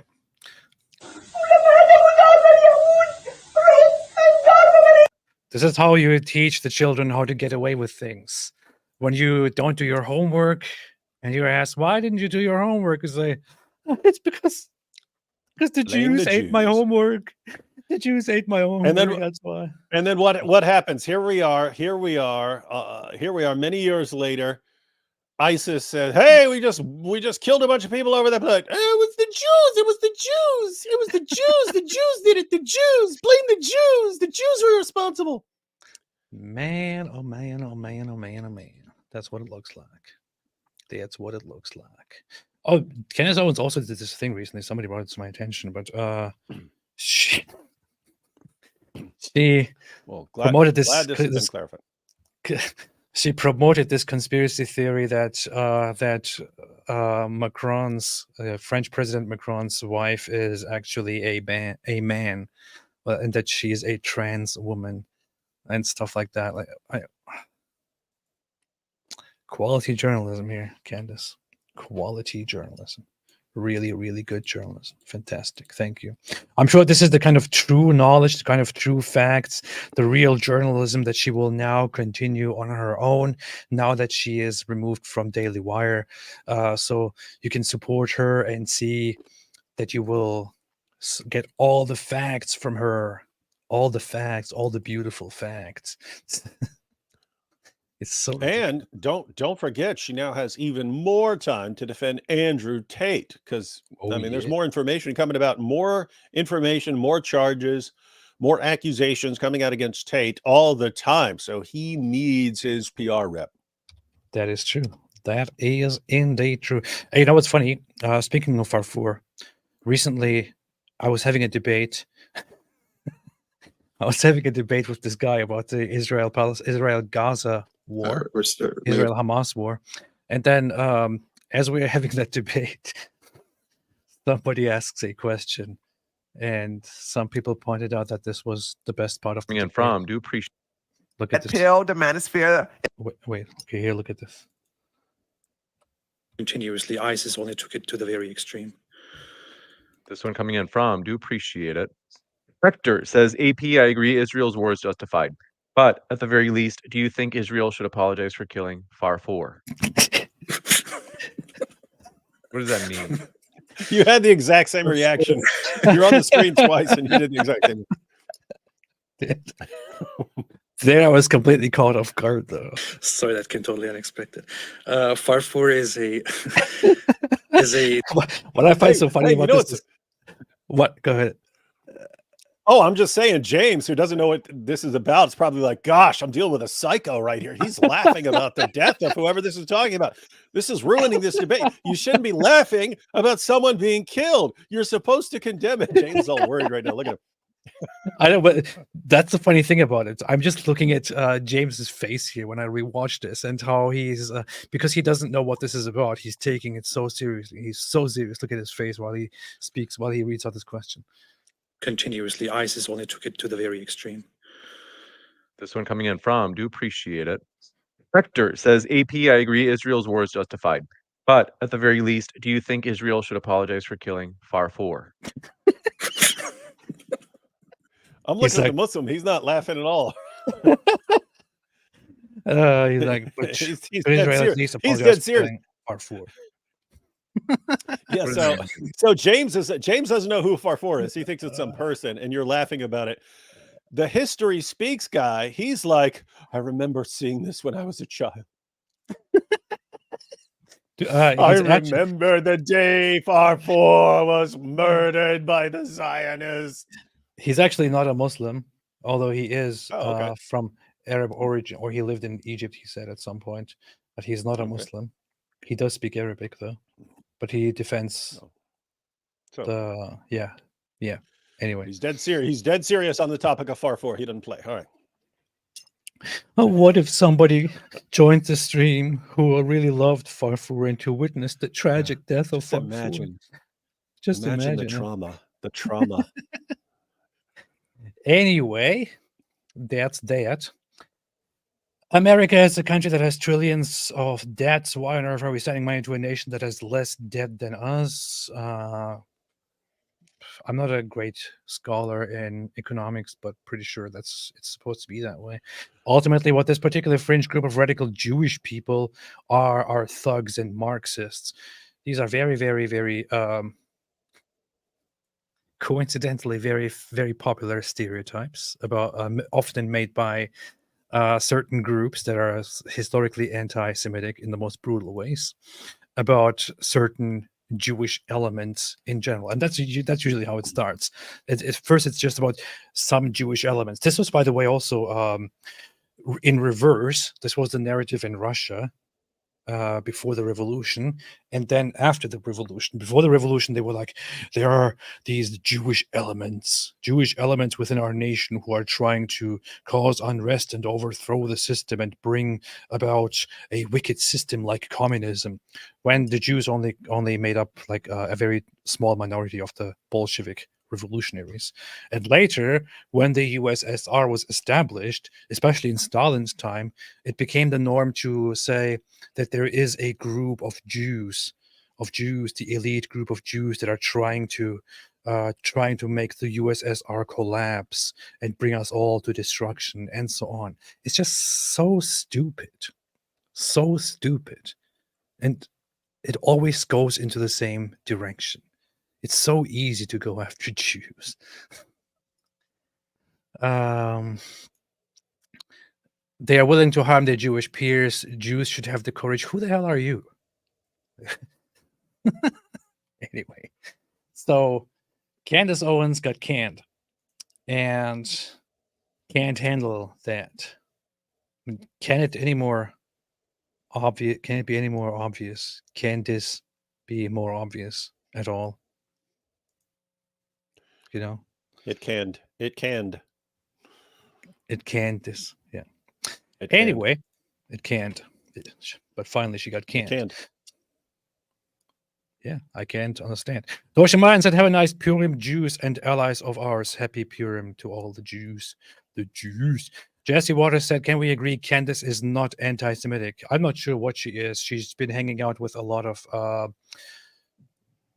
people. There are some people who are also behind the scenes saying that she actually is has indirect friendships or direct friendships with certain neo-Nazi individuals. Oh, speaking of those, no, here is this goof. Here's this bro, Nick Fuentes. David, do you remember Nick Fuentes? Do I? Here, Nick Fuentes. He's copying your mustache. Been on a tear lately. She has been in a full. Why is this video so quiet? Candace Owens has just been on a tear lately. She has been in a full-fledged war against the Jews, and specifically some of these Zionist rabbis. And I've been watching her evolution. It's been remarkable to witness. Quite an endorsement there. Yeah. You got Quite Nick an Fuentes. endorsement from the little boy Nick Fuentes, who goes into it. I recently saw this Tree of Logic, or her channel is just Tree411. She actually took the tweet from me and commented on it. She had some interesting things to say about this. Let me see. With Nick Fritos, okay? This is Nick Fritos right here. Myron Gaines and Nick Fritos and Candace. I'm not responsible for the names that she picks, but yeah. Yeah, just imagine if a Nick Fuentes fan is coming on your show and heard their hero being referred to as Nick Fritos without a serious content warning. Imagine how hurt and sad that neo-Nazi white supremacist fan might be. Yeah. Owens are best buddies. This is how her husband George Farmer got into the mix. So and her defending Andrew Tate right here. So this is if you want to see evil people, if you want to know who is evil, look at everybody who's associated with Andrew Tate and who is associated with Nick Fritos. All right. Sorry, this is shout out to the Apostate prophet. I love this guy. Oh, thank you. He's so awesome. Thank you. And this is also shout out Nice. to Tree here. Her channel, she has several channels, but this year is just 3411. She does good stuff, and she's very funny. Very funny. Also, website treeoflogic.com. Sure to give him a follow. Make sure you go over to his YouTube channel. He's so great. Anyway, Candace Owens is now the new Thank you. hero of Actual Neo, NAZIS, who believes in installing real Nazis. fascism, reviving the NAZI Nazi. policies in America. If you didn't get the memo and still think Candace has good intentions, it might be time to wake up. People ain't gonna wake up. If Candace Owens was white, she would never be in the position she's in. She would never be this powerful. She would never be this popular. So You heard it. You heard it here. She's black, and she says the same thing that I said. I'm not going to play this because I don't even want to hear his. I don't even want to hear his voice. That's how he talks. Okay, Nick Fritos is right here. It does sound like that. Yeah. I say like a cat is over there. Glad to see a revolution. Always been. These two call each other on the phone. It's been that way for years. Okay. Now, also, let's. So what she's saying is that despite Candace Owens publicly denying knowing Nick Fuentes, the two actually know each other and have direct contact. And Candace's husband is also very much personally in touch with Nick Fuentes, the neo-Nazi, and others, and so on. Hey, if we wanted to go with conspiracy theory, I think Nick Fuentes is Dylan Mulvaney without the makeup and dress. We haven't seen them in the same room yet, right? No, you've never, guys, have you ever seen Nick Fuentes and Dylan Mulvaney in the same room, on the same stage, anything like that? No. That is a good point. Coincidence? That is a good point. That is a good point. That is a good point. Oyin Bobola Faboyode said AP fans are Giga Chads. That's indeed true. That's Big true. That is Giga true. Chads. Big Giga Chads. KG82 said people talking about Nazis in 2024. LOL. Yes, they are still around. In fact, they're dominating many of the conversations that are going on Twitter, by the way. I know you might think it's a joke, or you might think, oh, these are not real neo-Nazis. This guy is an actual neo-Nazi. This guy is an actual neo-Nazi who believes in ending democracy, installing a fascist government, a theocratic Catholic fascist government, which I'm pretty sure no Catholic actually wants. Theocratic white, yeah, segregating or separating the races and cracking down on Jews.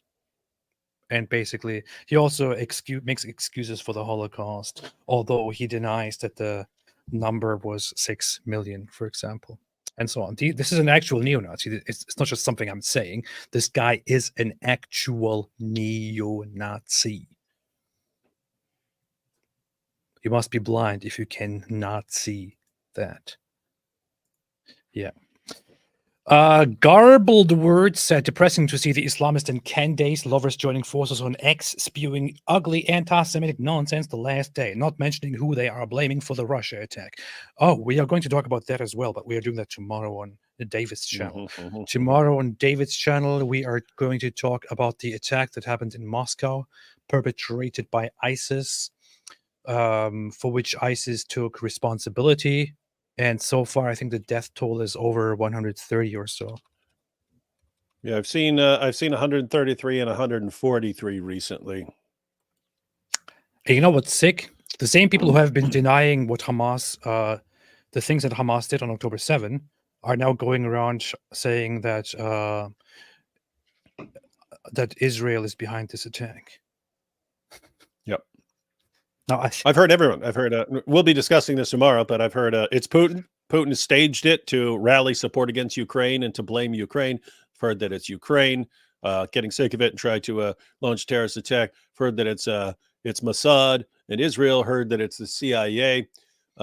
Meanwhile, you've got ISIS going, guys, we did it here. We're trying to show everyone that we can still fight the biggest, most powerful countries in the world to gather more recruits to think that we're still a threat. Can we get some attention here? And the online keyboard. The keyboard jihadis are ruining things for the actual jihadis. Doesn't that suck? Yeah, those jihadis, they go out, they carry out an attack, they plan it for such a long time, they spend so much money on it, so much effort on it, and they're like, yes, we did it, we killed a bunch of civilians, let's announce it and proudly celebrate it. And then people are like, nope, this was actually an inside job, nope, this was actually Israel. And those poor ISIS guys who put all their effort into this, how do you think those people feel now? Yeah, just imagine one of those jihadis comes into the chat here, starts watching this program, and he starts hearing all these conspiracy theories about how it was other people, and he doesn't even get any credit. Imagine how that would make him feel. Guys, who do we know who likes to attack big concerts? Hamas. That's what Hamas does. Hamas did it on October 7, and Hamas and ISIS did it on here. They did it in France. They did it in France. They did it with Ariana Grande. Do you know why they target those areas? Because one, there are lots of people there, but two, since music is haram, you wouldn't have anyone who is authentically, sincerely Muslim in those environments. And so you're not going to have any serious Muslims as collateral damage. That's why they choose concerts. So you know that music is harem. But yeah, this is what Hamas did on October 7th. They went into a music festival and directly targeted and killed nearly 400 people, 360 something people. And ISIS now did the very same thing. They went into a concert hall and killed random civilians, and it's currently around 133 dead and over 140 injured or something like that. Same pattern. And here is the thing. Some people are applauding October 7 and supporting Hamas and condemning what ISIS did in Moscow. But why?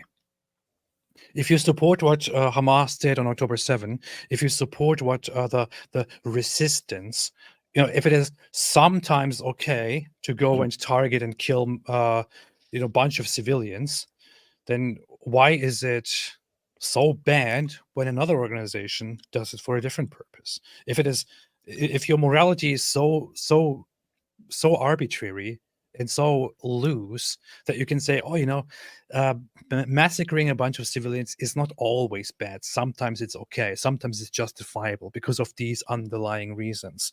Then somebody else can come and make this very same argument for such a massacre that was done for something else.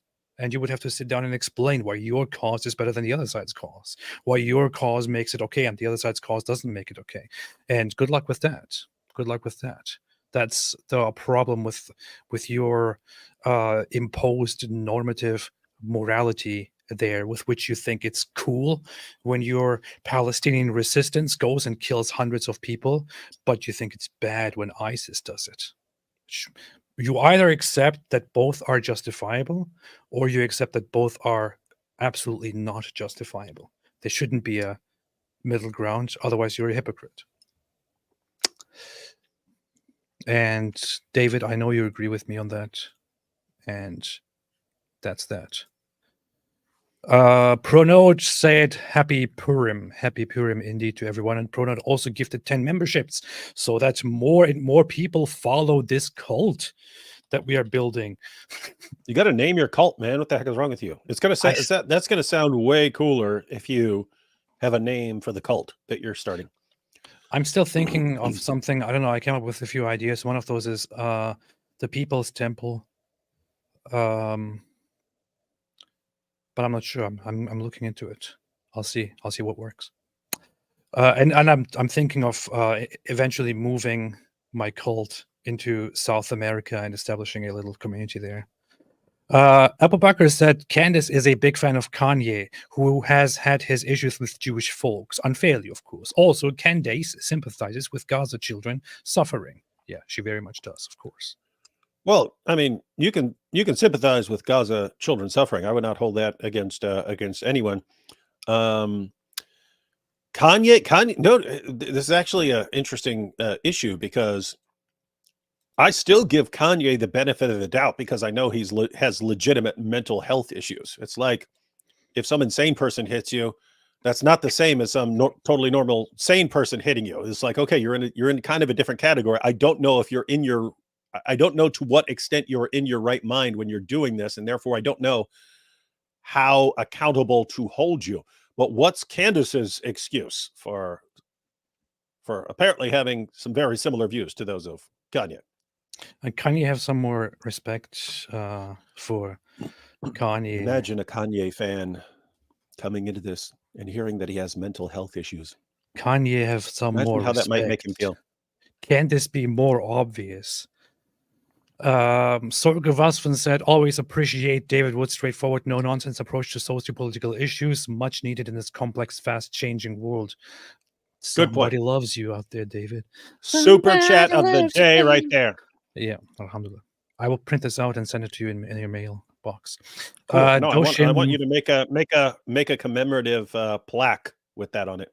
I will do that. Doshimayan said, I was a ex several hours ago, and I found it that some people actually believe that ISIS is funded by Mossad and it helped to organize terror attacks. Yes. Yes. Yes. Yes. Ari Wasserman said, Candy ass is like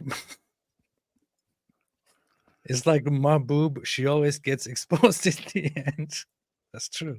That's true. Pretty much the same people. GA said, great job, guys. Keep up the good work. Can you rate these three in terms of being the most intellectually dishonest? Candace Owens, Reza Aslan, or Cenk Uygur?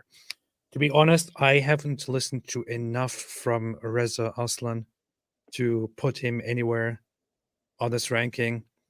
But I would say, while disliking him a little bit, I do dislike what Cenk Uygur usually stands for and argues, but I must say, I think from what I have seen, Candace Owens is significantly more dishonest than Cenk Uygur.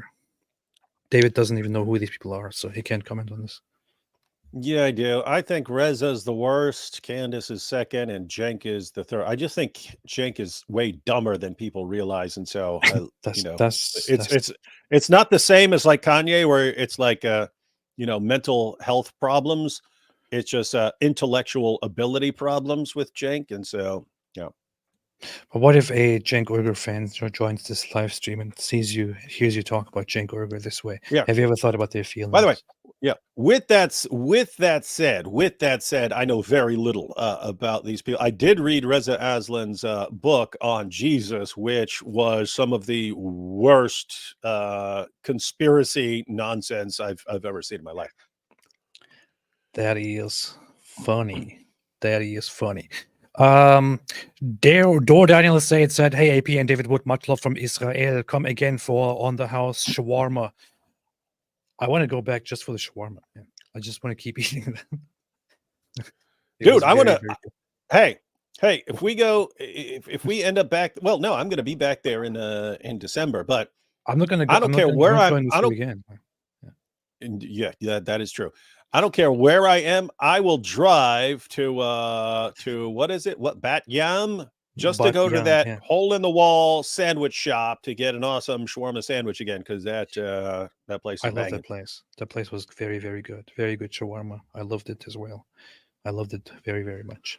And we hope through our contributions, just by us eating shawarma there, that man can turn his little shop into a big, well-known shawarma ring around the world and make it big. Skyfall said Candace is like an Oreo cookie. Yes. Velvet Jazz said rise and decline of the canned Ace. She was too obnoxious for Daily Wire. Shapiro and Clovan are the best there. IMO always great. It's Clavin. It's Clavin. Clovan. It's Clovan. Hey, you know what's interesting? I don't remember who I was talking to about this, but it was a year or two ago, and I was talking to them about certain people in the counter jihad movement who end up not liking each other and splitting over time and stuff. And people were like, how do they split up? I was like, you get certain personality types when everyone's attacking.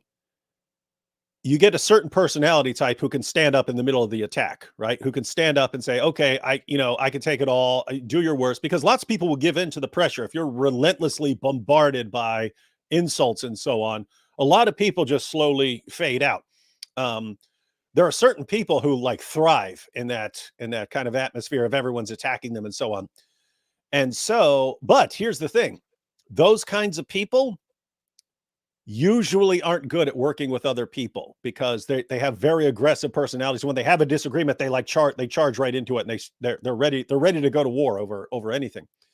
And so I was saying, again, this is a year or two ago or something like that, but it was hey, I'm kind of impressed that the Daily Wire has been able to hold these people together for this long, because they all have that personality type of we all kind of like being attacked and like charging back at it, but those kinds of people don't work well together. And I had a theory that maybe like behind the scenes they keep these guys like separated so that they don't like start going after each other. Like if these are in their contracts or something like that, like, hey, don't be going after each other. Just try to kind of do your own thing, but you're kind of under this umbrella.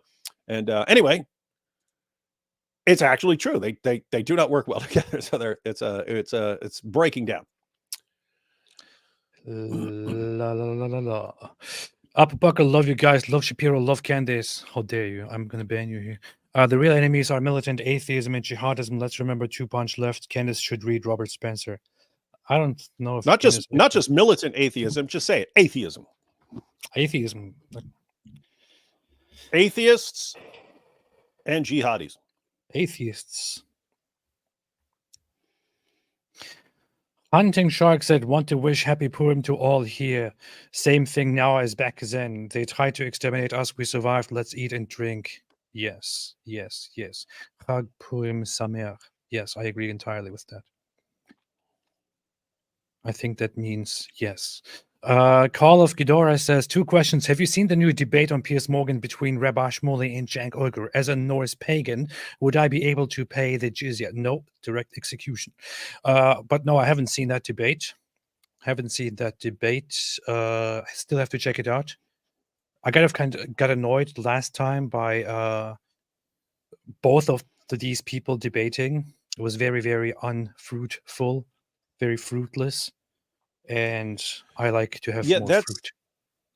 That seems like one, I haven't watched it either, but that seems like one where you can watch certain debates mainly like for entertainment purposes, if people just start shouting over each other and so on, but you're not really getting anything meaningful out of it.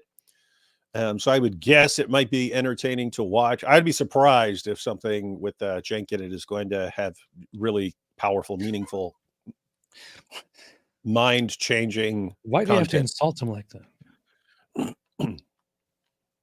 Why do you have to insult him like that? He's a... Why do you have to insult our future president? But it was so funny when he announced how he stopped his campaign for presidency. People were like, "Oh no, I was gonna vote for you. No, what are we gonna do now?" People make fun of him. It's very, very bad. Happy Purim, AP and Davy use the schmeckles for AP's bar mitzvah candy to throw. AP, how is the atheist quarter treating you? Truly sad you can't leave. I know, man. This is ridiculous. I'm stuck in this atheist quarter. Can't get out of here. By the way, did you know that atheists are not allowed to live in Jerusalem because there is no atheist quarter? Disgusting. Yeah, that's apartheid. Hey, we were at Michael Rappaport's bar mitzvah. Yes. And I'm sitting there standing on a wall recording and stuff. And then someone walks up to me and starts handing me candy. I'm like, I don't want all this candy. I'm like, no, you gotta use it. I'm like, I don't want a bunch of candy. They're like, no, you're supposed to throw it. I'm like, I'm looking around like, what am I supposed to throw this at? And they're like, no, you're supposed to throw it at Michael. I was like, what? I'm supposed to run over there and start flinging candy at this dude, man. Thought they were trying to set me up for a prank or something, but then I saw that. Then they started throwing candy. I found his video where he announced that he just got his bar mitzvah. Very, very funny. What's his name again? Michael Rappaport. That was quite funny.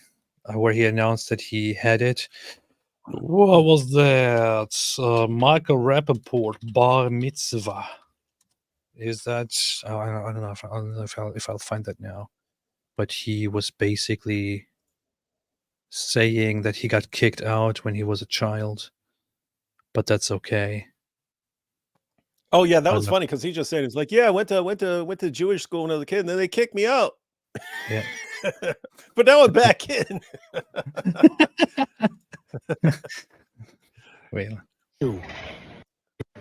Shabbat Shalom. Shabbat Shalom. It is a big day for me. I am getting the disruptive warrior, me, Michael Rapport. I am getting bar mitzvah today. I was never bar mitzvah. 1982, I went to Hebrew school, and I went for one class, and they kicked me out. They asked me to never come back. And it was fine because I always wanted to practice basketball. He just says it.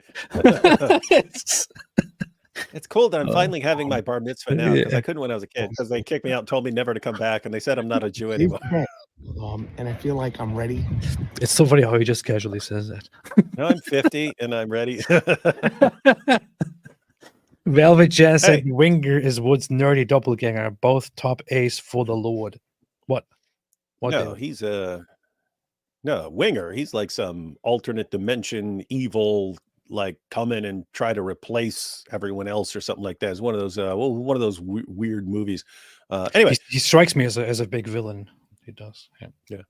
Michael Rappaport's funny because the first thing I ever saw him in that I remembered him in was Higher Learning, where he played a skinhead neo-Nazi.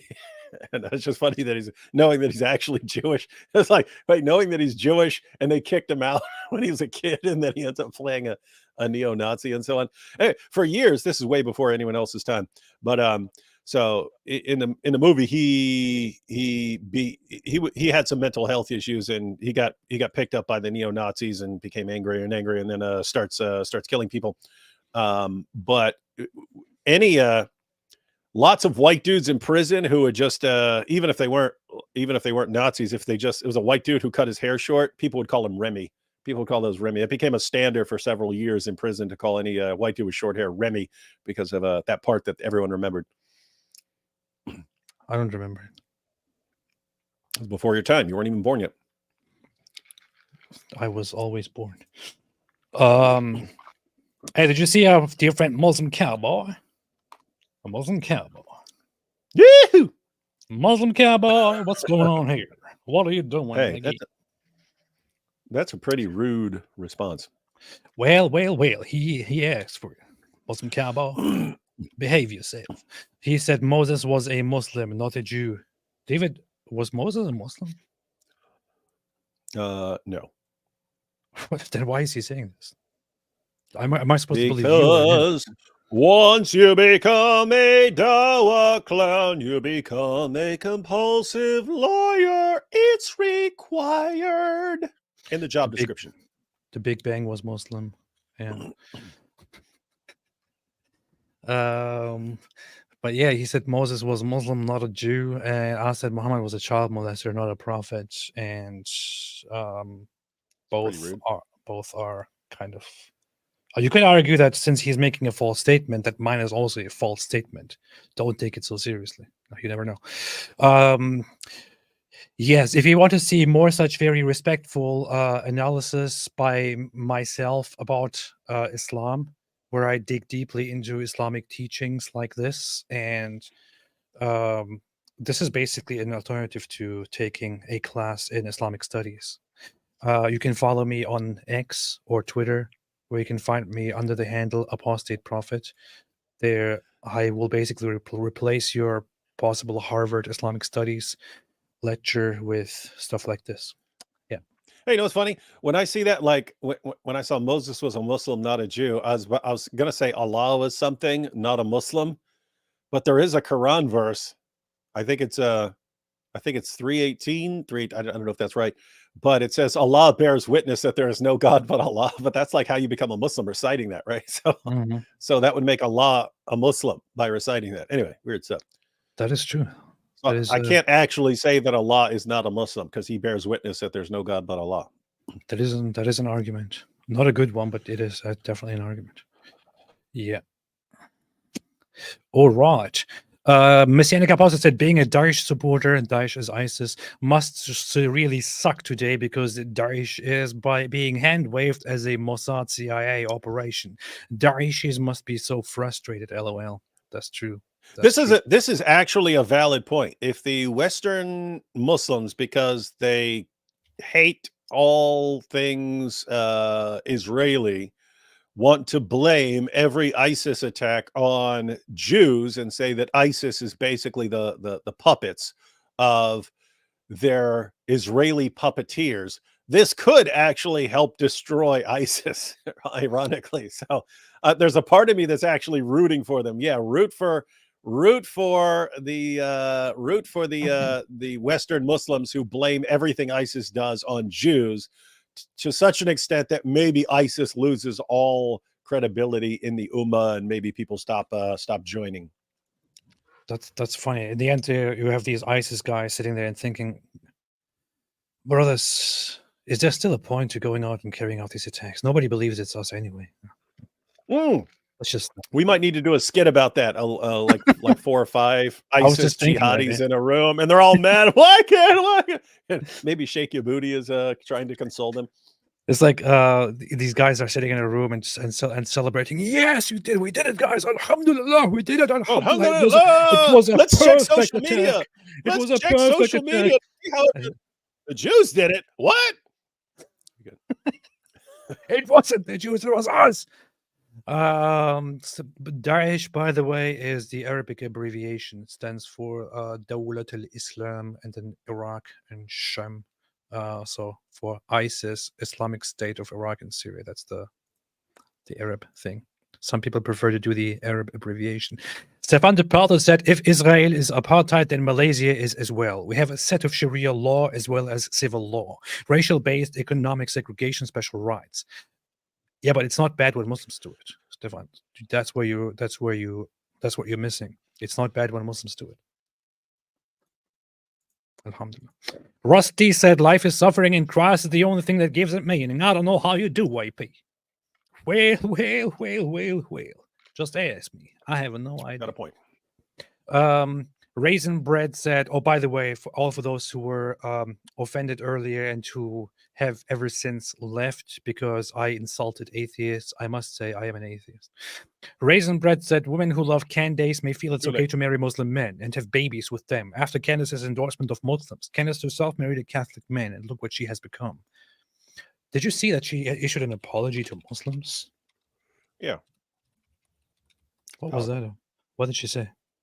What did she say? She said, I already told you. She said, I was trained to believe that I had to hate all Muslims. Like all Americans, I was trained that I had to hate and despise and blame all Muslims. But I apologize for that thing that never happened and that I made up. I'm so sorry. I'm so sorry. I was young. I was 11 years old. But that beating every... Shut up, man. I can't find a proper clip of this. Anyway. Raisin Bread. Yeah, so that really shows you, right? The credibility of Candace Owens. She has always been a goof, always been a grifter, always been an unreliable clown source. And I will maintain that. I said that years ago, and I have been having that. I have had that same opinion on her for a long time. And I will not change my opinion until I see that she has any sign of decency or integrity. She's also the one who protects Andrew Tate, knowingly lying about him and protecting his image, despite knowing that he's engaging in illegal behavior and forcing or conditioning women into doing online sex work for him. And she tries to brush it all under the rug and lie for him and change videos even and clip things to make him look like a good guy. This is what Candace Owens says. You can't trust her. She is the devil. Hosts from David Wood, including Candace, say people in U.S. should have more babies. Daily Wire. Enough. Daily Wire. Hosts from David Wood, including Candace, say people in U.S. should have more babies because they are not reproducing enough. David, have you ever said that? No, but that is actually correct, guys. That's part of the reasoning. You have birth rates. Once the birth rates drop below a point where you have enough people who are going to be entering the workforce to replace those who are retiring. Whenever that happens, whenever the birth rates are so low that you're not going to have enough people entering the workforce to replace the people who are leaving the workforce, then what do the governments do? They start bringing in more people. Hey, look at this. Oh, look at this. What was it? Matt C said, anti-Candace Owens, bye-bye to this dumb channel. You got a message for him, AP? I do. First off, if something about getting out of here. First off, if that's how you operate, then I feel sorry for you. But secondly, I don't care. But thirdly, and finally, get the hell out of here. Next, Sean King is now banned from a local mosque. LOL. Oh yeah, he was disinvited by that event because of concerns that he's just a grifter and not a serious. Shocker! If only someone had warned them for the past 10 years, which everyone has been doing. I have never seen anybody point out that he's a grifter. So why is nobody talking about this? I don't understand. Yeah, it makes perfect sense to trust him a lot. Yes. Jabba said, do you guys think it's possible Owens should take a Tate-like deal? Yes. Moo Joe said Candace chose to get her Israel-Palestine info from a TT comedian, Mr. Foucault Stone, and Kanye West, instead of having a grown-up conversation with Ben Shapiro. Her ego. This is true. She should have listened to Ben Shapiro. Meredith Grotti says, isn't it rather rich for Muslim propagandists to say something needs to be taken in context, considering how much they cherry pick from the New Testament? It is.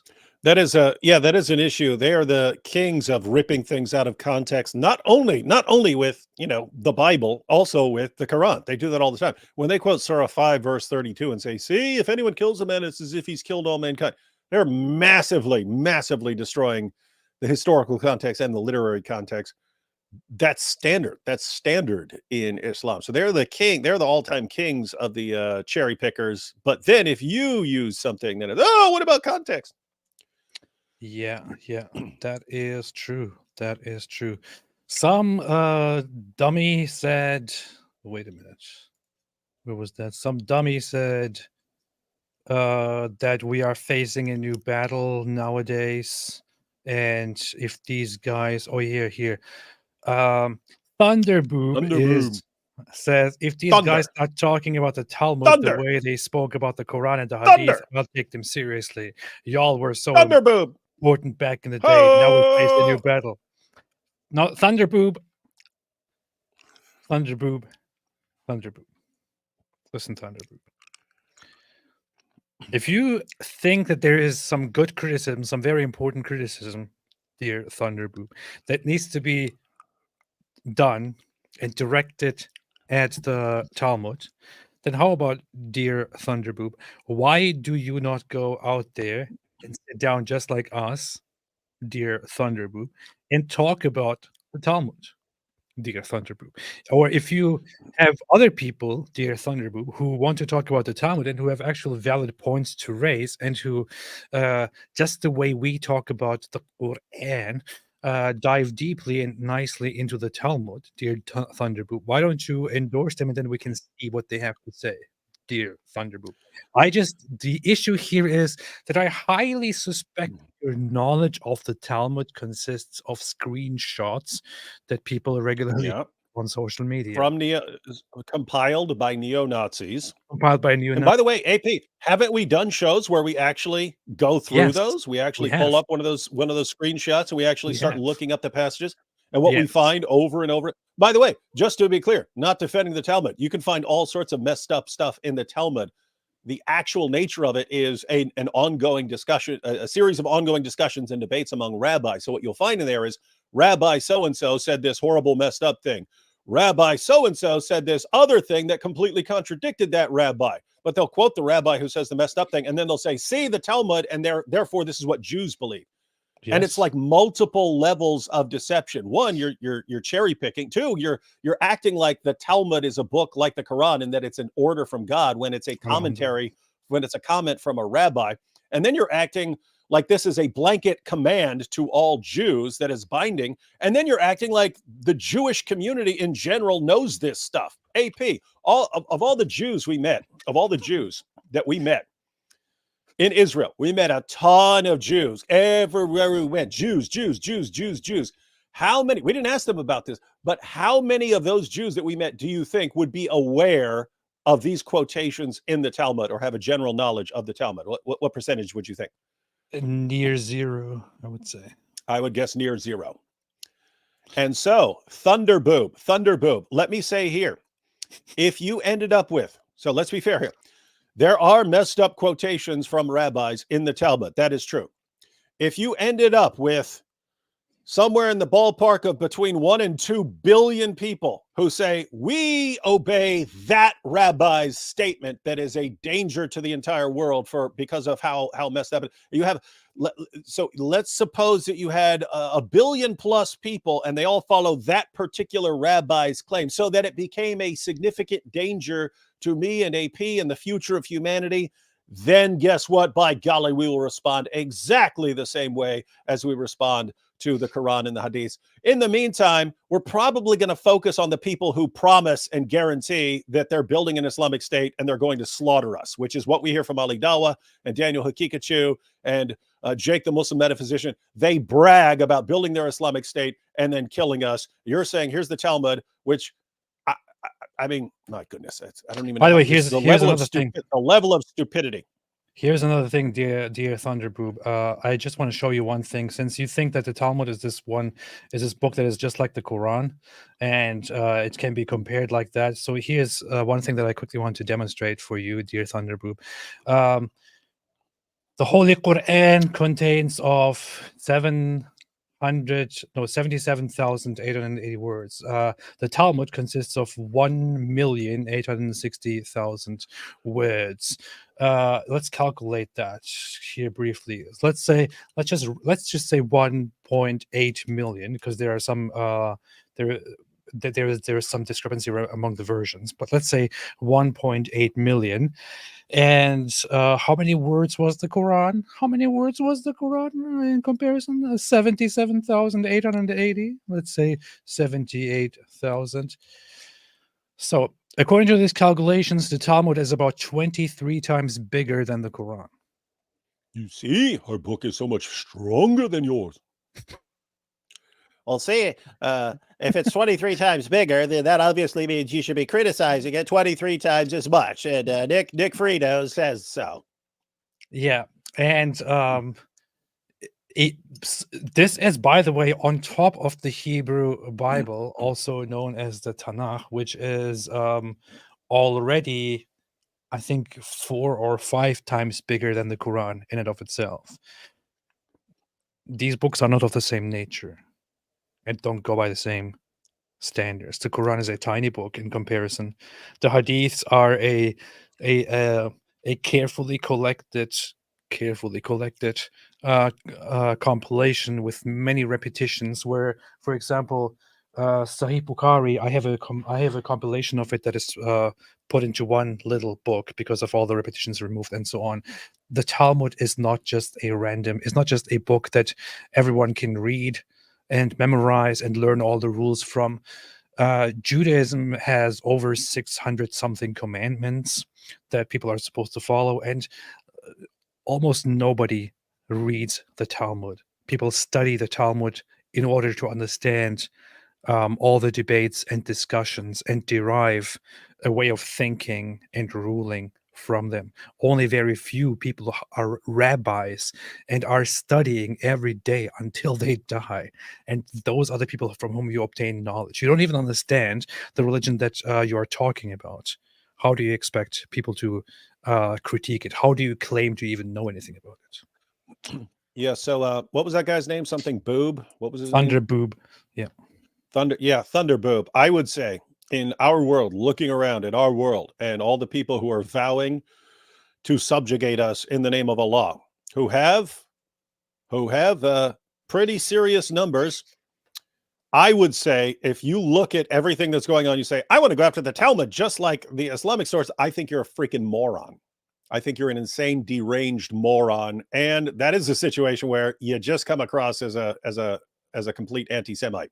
If you say, "Hey, here's the actual situation with the Talmud and the Muslim sources. Here's the situation that we're in the world, and by golly, we got to go after the Jews, or we're not taking you. We can't take you seriously until you're going after the Talmud." I think you're a moron who follows Nick Fuentes, and you see his little screenshot of passages. You have no clue what you're talking about, and you're an idiot, and then you go around telling everyone what they have to talk about. Grow up, learn to think, quit being a brainwashed, idiotic moron. David, I understand your passion, but please be more careful with your language. You just said golly.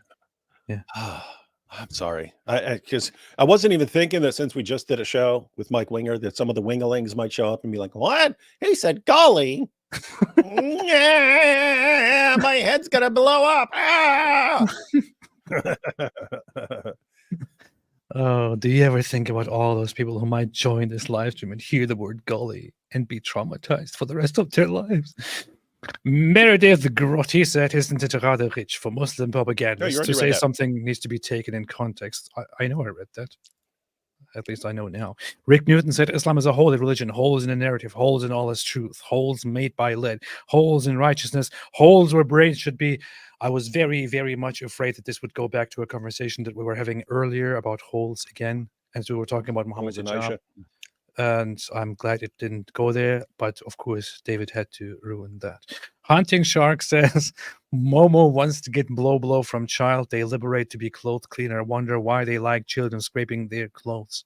Yeah, very, very much. Doshama and Putnam FSB decided to make new recipe of raisin sugar, which was a similar one in 1999. That is my actual thoughts about terror action. Huh. That's interesting. I don't know what you're talking about, but I agree with you very much.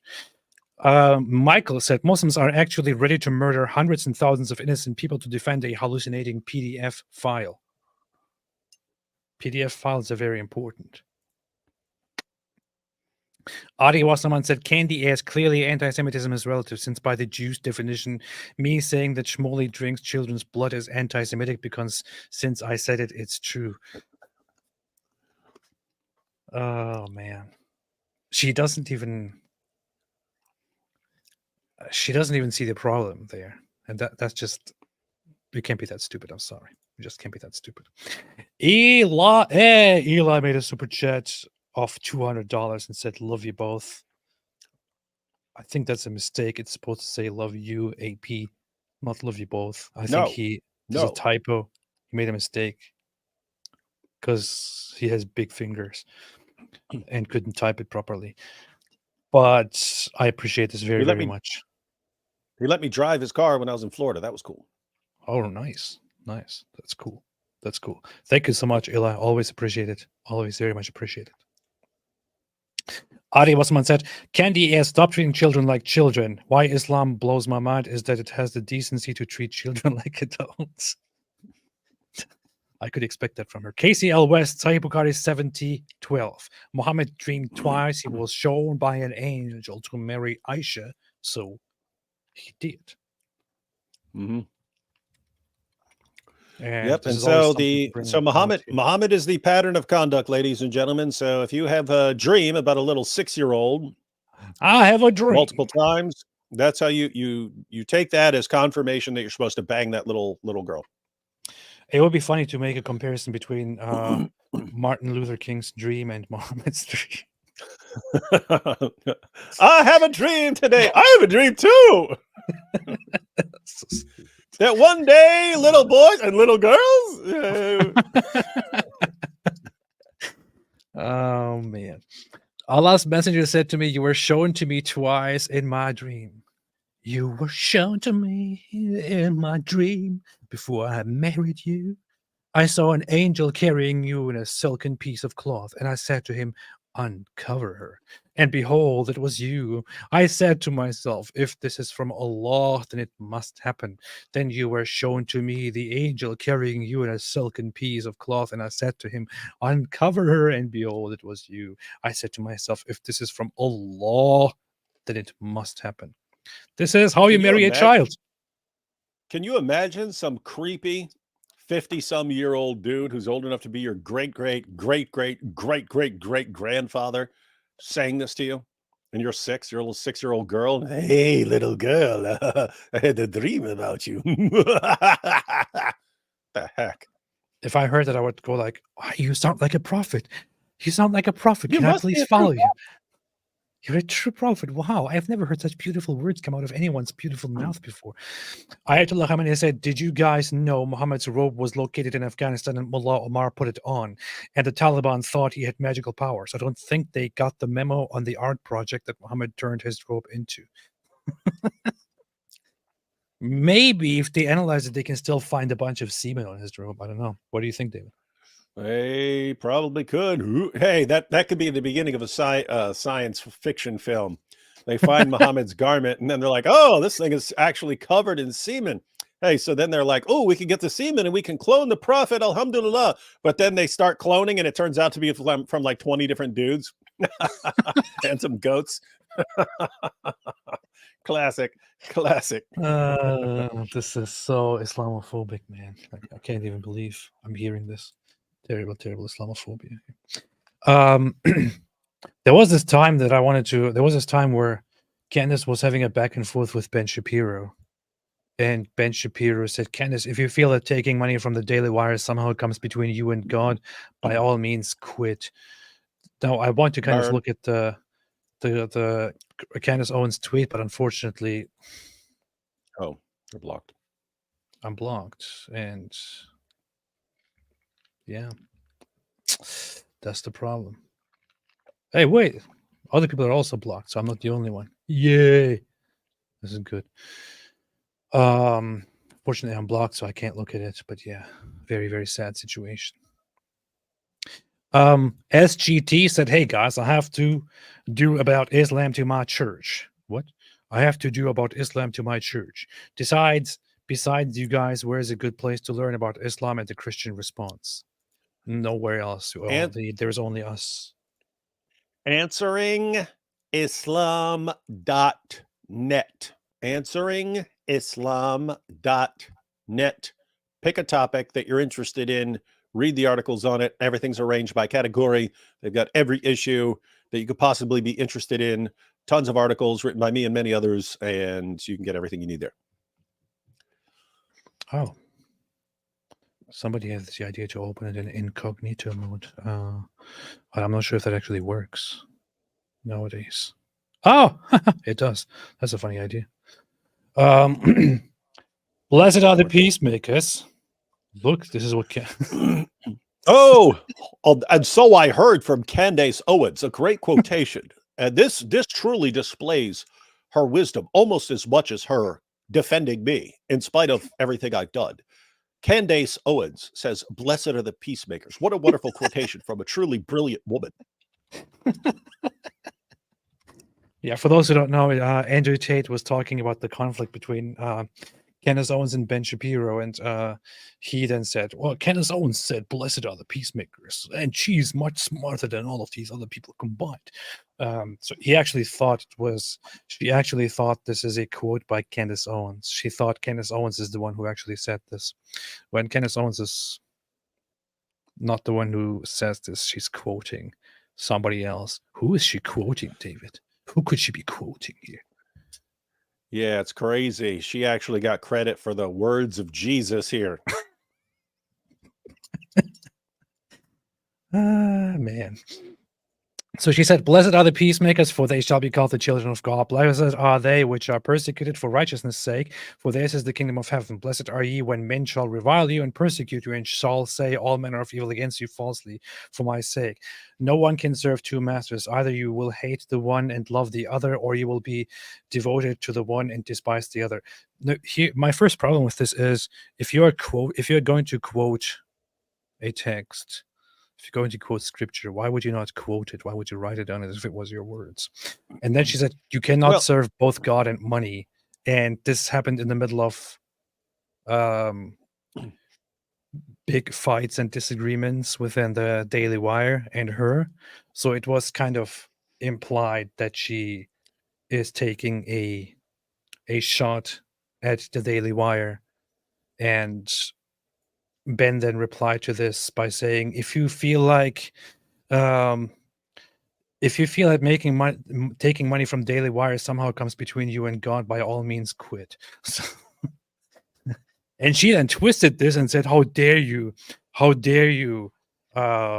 attack me for quoting the Bible or something like that, which is just, I'm sorry, which just looks like Candace is a very unserious and very dishonest person, because that's not what Ben is doing here. Yeah. Anyway, Georgia Dangstrup said societies are meant to evolve. Understanding that children evolve physically, emotionally, and mentally into adults all matters. Scientifically understood what the average age is. Okay, but Islam says it's okay to marry little children. So who are you? Excuse me. Yeah. That's that. Who are you Marta, going to listen to? A Muslim or doctors? Muslim or the Cowboys? Marta M said, what's the tweet it was in response for? Yes, I don't know what you're talking about. This is way too late. I'm sorry. Mind, Body, Soul Cleanse said, please, can you talk about religion? Oh, yeah, that was about Rabbi Shmuley. Can you talk about religion of peace, ISIS attack on Russia? We will talk about this tomorrow on David Wood's channel. David Wood's channel. You're trying to get us to talk about everything on one show. You see that thing down there? Those words underneath the video? That's called a topic. Yes. What's this called? Topic, title, Mela whatever you want to call it. She's not a That's good what we're look talking on about. conservatives, in my opinion. I agree. She's terrible. Loading Crow said she should convert to Islam just so we can call her Candace Owens. That's good. Terrible joke. I love it. Marcy Word said, just cause yesterday we were on David Wood's channel, but what do you guys think of Allah to the Christian Satan? They are both deceivers. David, what is your 5-word response? Allah, best of deceivers. Satan, can't do it. Satan, father of lies in the Bible. So Satan is the father of lies in the Bible. In the Quran, Allah is the best of deceivers. That Draw was your own way conclusion. more than 5 words, but yeah.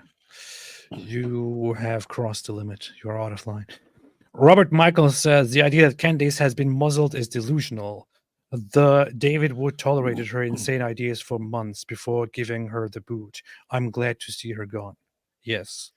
I think you meant to say Daily Wire here. Unfortunately, you typed David Wood here. But yes, otherwise, I agree with you very much. No, I typed the David Wood. The David Wood.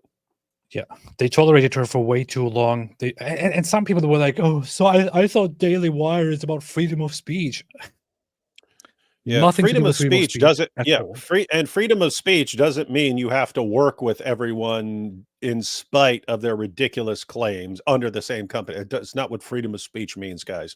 Yeah, doesn't mean if you hey, here's some young conservative speaker, let's get this guy working for us, and he starts spouting, slaughter everyone, slaughter all the Jews, let's slaughter them all, and you're like, oh well, freedom of speech, and therefore we'll keep working with them. It's not what it means, and people are idiots for thinking so. That is true.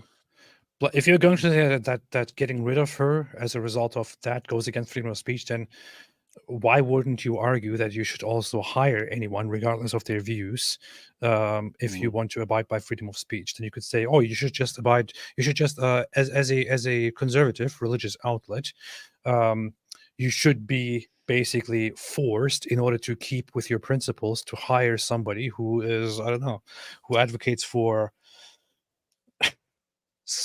Satanism. Yeah, and you have to give them millions of dollars because freedom of speech. Come on. Yes, yeah, that's not how it works. That's the idea behind canceling her. We are paying you, and you're saying things that everyone here regards as awful and horrible. We're not paying you anymore. So goodbye. You're gone. Yes. Moo Joe said, as long as we import Muslims and provide them, we spend $50,000 a year on every immigrant, including the Muslims. So in a way, we give billions to the Palestinians. Why shouldn't we give Israel? Yeah, you can make all kinds of different arguments as you wish. W. Daniel said, do you think her Hamas attacks will one day be seen as a biblical event? Their Hamas attacks as a biblical event? That's a good question. I'm not sure how to respond to this question. Because it's not I guess he's thinking like, like in terms, like, is this fulfillment of biblical prophecy and so on? I wouldn't think this is specifically going to be some huge biblical event. As an atheist, I think it is, actually. Mosh Cohen said, there is a short video called Before You Boycott Israel. For those who wish to boycott, don't be hypocrites. Boycott everything in that video. I agree. I agree. You going to pull that up? Because I kind of want to see this now. I know. I want to look it up too. Before you. He said it's short, man. He said it's short. The short video. Let's see. Before you boycott Israel. I can't see it. I don't know where it is. I don't know where it is. I can't. There is no video with such a title. I can't find it. Send it to me. Where is it, Tell me what the Mosh? title is. If once I see it, I will pull it up. But it's funny also that people say boycott all brands and companies that support Israel, and they say that on Twitter. Twitter is supporting Israel as well. Get out of there. If you want to boycott Israel so much, get out of there. Don't tweet. Be dumb. Be stupid. Oh wait, hey. Oh no, What? I did see there's an old video that's 13 years old that I found. I don't watch 13-year-old videos. That one's Before You Boycott Israel. Yeah, there's some old ones. I don't want to watch videos of 13-year-olds. Yeah, we'll have to check that out later. Yeah. Yes. Mukau says Ansbach, Germany music festival bombing. Manchester, UK Ariana Grande concert bombing. Nova festival music massacre. Moscow, Russia concert attack. They hate music, anti-music, anti-humanity. And by the way, that very, very much true. I recently tweeted about the whole attack against the attack in Manchester during the Ariana Grande concert. People were horrified by it. And I just want to ask why. All those who justified Hamas's attack on October 7th, why would you condemn or find the attack in Manchester horrifying? Apparently it's okay to do it sometimes, so why shouldn't it be okay to go to an Ariana Grande concert and do the same thing by that logic, right? Don't be animals. Just don't ever justify any sort of terrorist attack against civilians. Yeah, and this is we'll be talking about some of this stuff tomorrow, but with all the conspiracies, it's like, hey, we know of one group that really, really loves attacking concerts. Oh, a concert was just attacked. Hey, the same group that really, really loves attacking concerts said they're the ones who attacked that concert, and they're the ones with this huge track record of attacking concerts.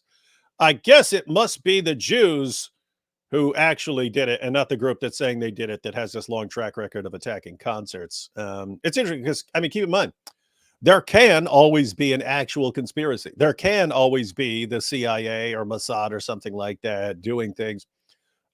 When that becomes your go-to. So anyway, the point is you could possibly find out information in the future that points to involvement of the CIA or something like this, or they're actually pulling the strings. Until you have some actual evidence for that, my goodness, you've got a group that does things in one way. Then it happens. Then they said, we did that. And your response is, it's the other people. That's really, really sad thinking right now.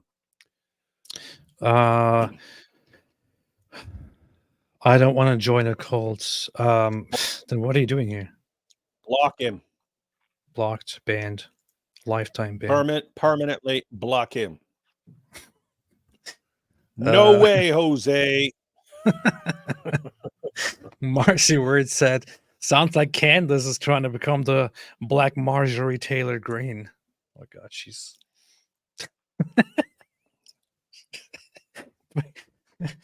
Did you see that video? Do you even know who that is?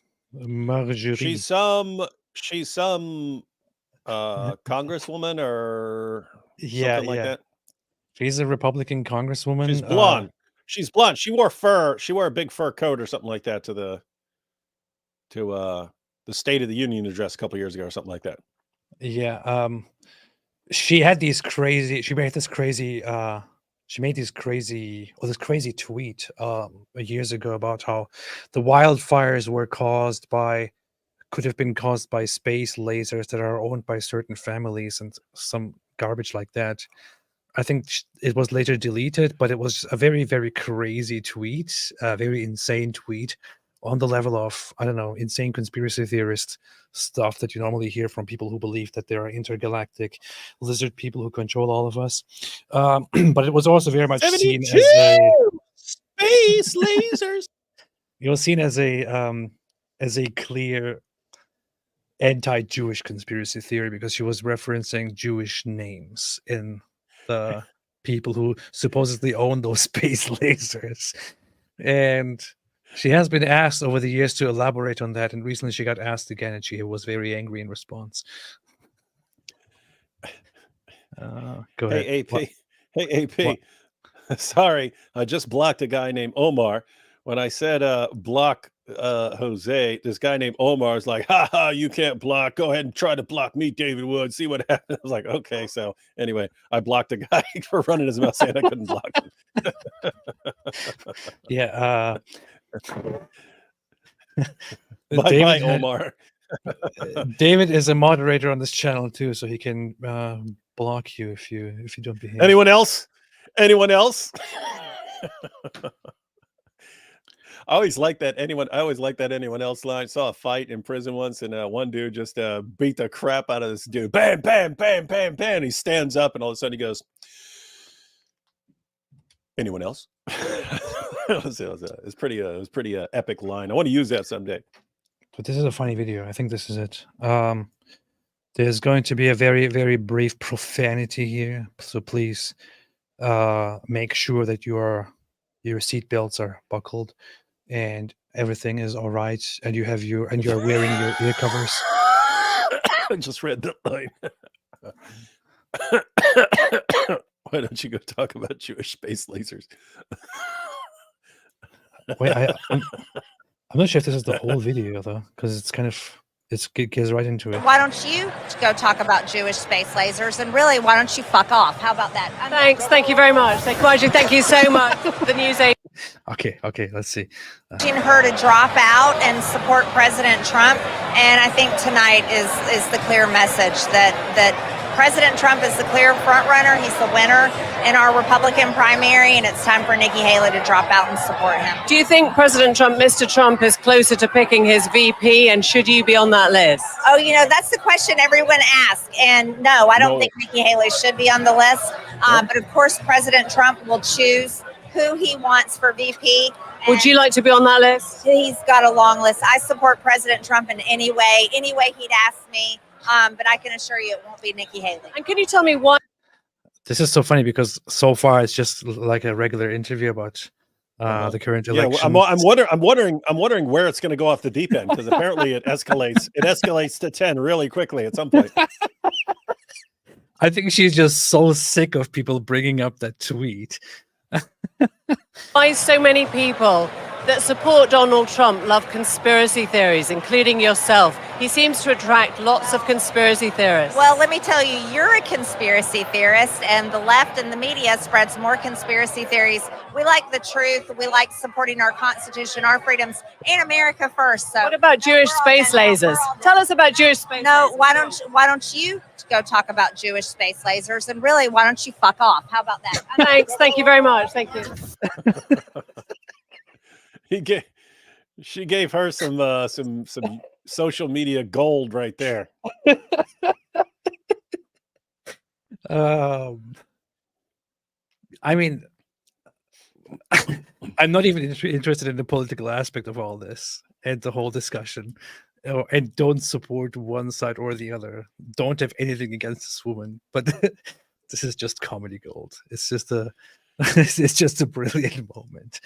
And I always thought to myself, you really have to have a lot of self-control to be a politician and be so much in the public eye and be confronted with stuff like this the entire time. And I watched an interview of her in the past, and I thought, well, much respect. I don't know how she does it. And here she lost it. It's quite funny. I found that I've actually hilarious. Shermer's an atheist. We talked about Yes. Michael Shermer not terribly long ago, but he is good on why people believe certain things. I've heard his book Conspiracy. You heard his book? recommended. How do you hear a book?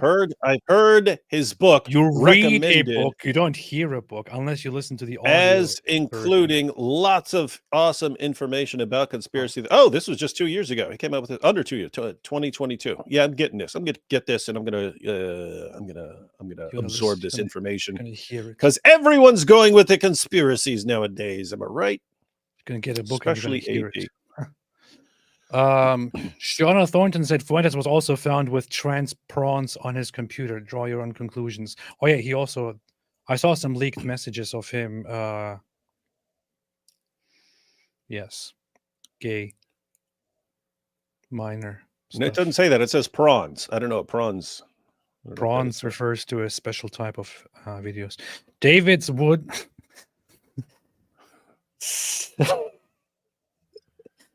Says, Dude, that's not even what, dude. A prawn is a crustacean.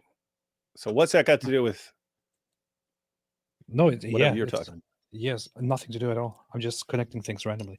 There's currently evidence the Moscow attack was not ISIS. Their faces are public on Telegram, and they were on their way to Ukraine with instructions where the border will be open for them. Very sus. Pretty sure that Actually, completely idiotic. The Ukrainians said the only way they'd be heading for us is if they were suicidal and wanted to die, because that's what would happen would to be them if they shot. came over our they way. would be killed.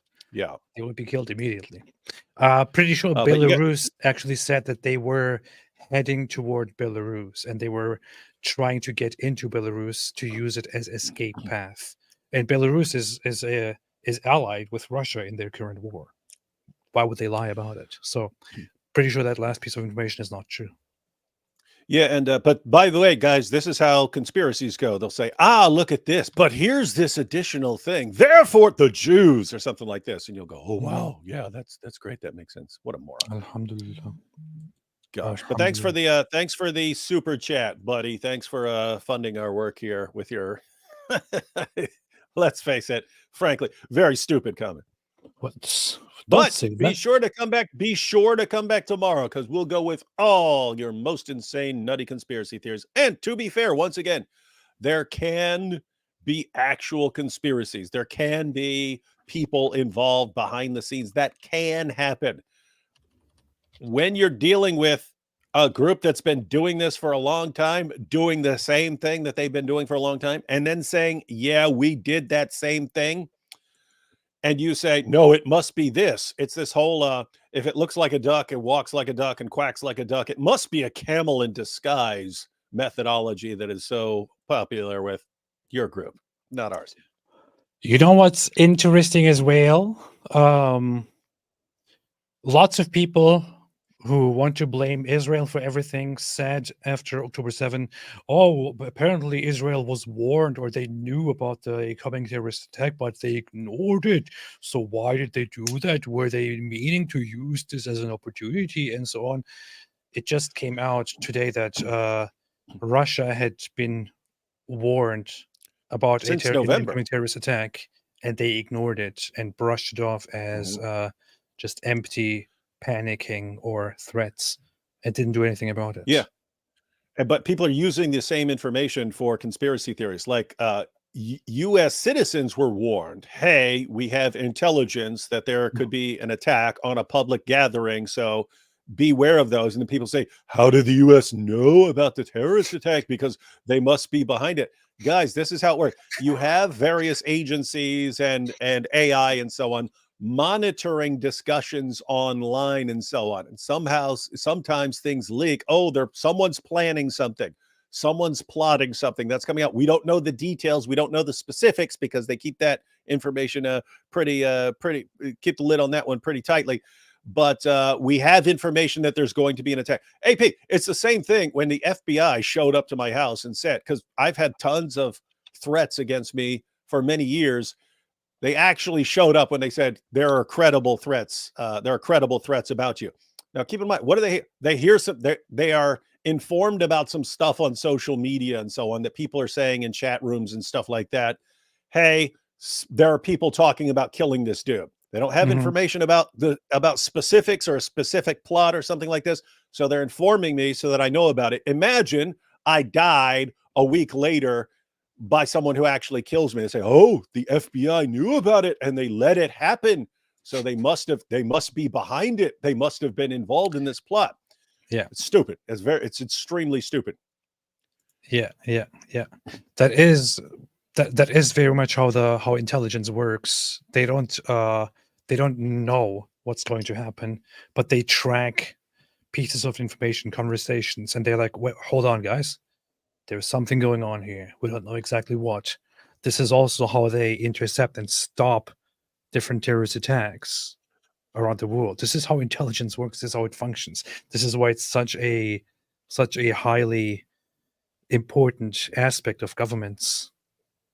They're trying to defend, trying to track, trying to find out, trying to stop such things. In this case, the U.S. Embassy issued a warning and said that that something might happen and make sure to stay away from public places, concerts, this and that.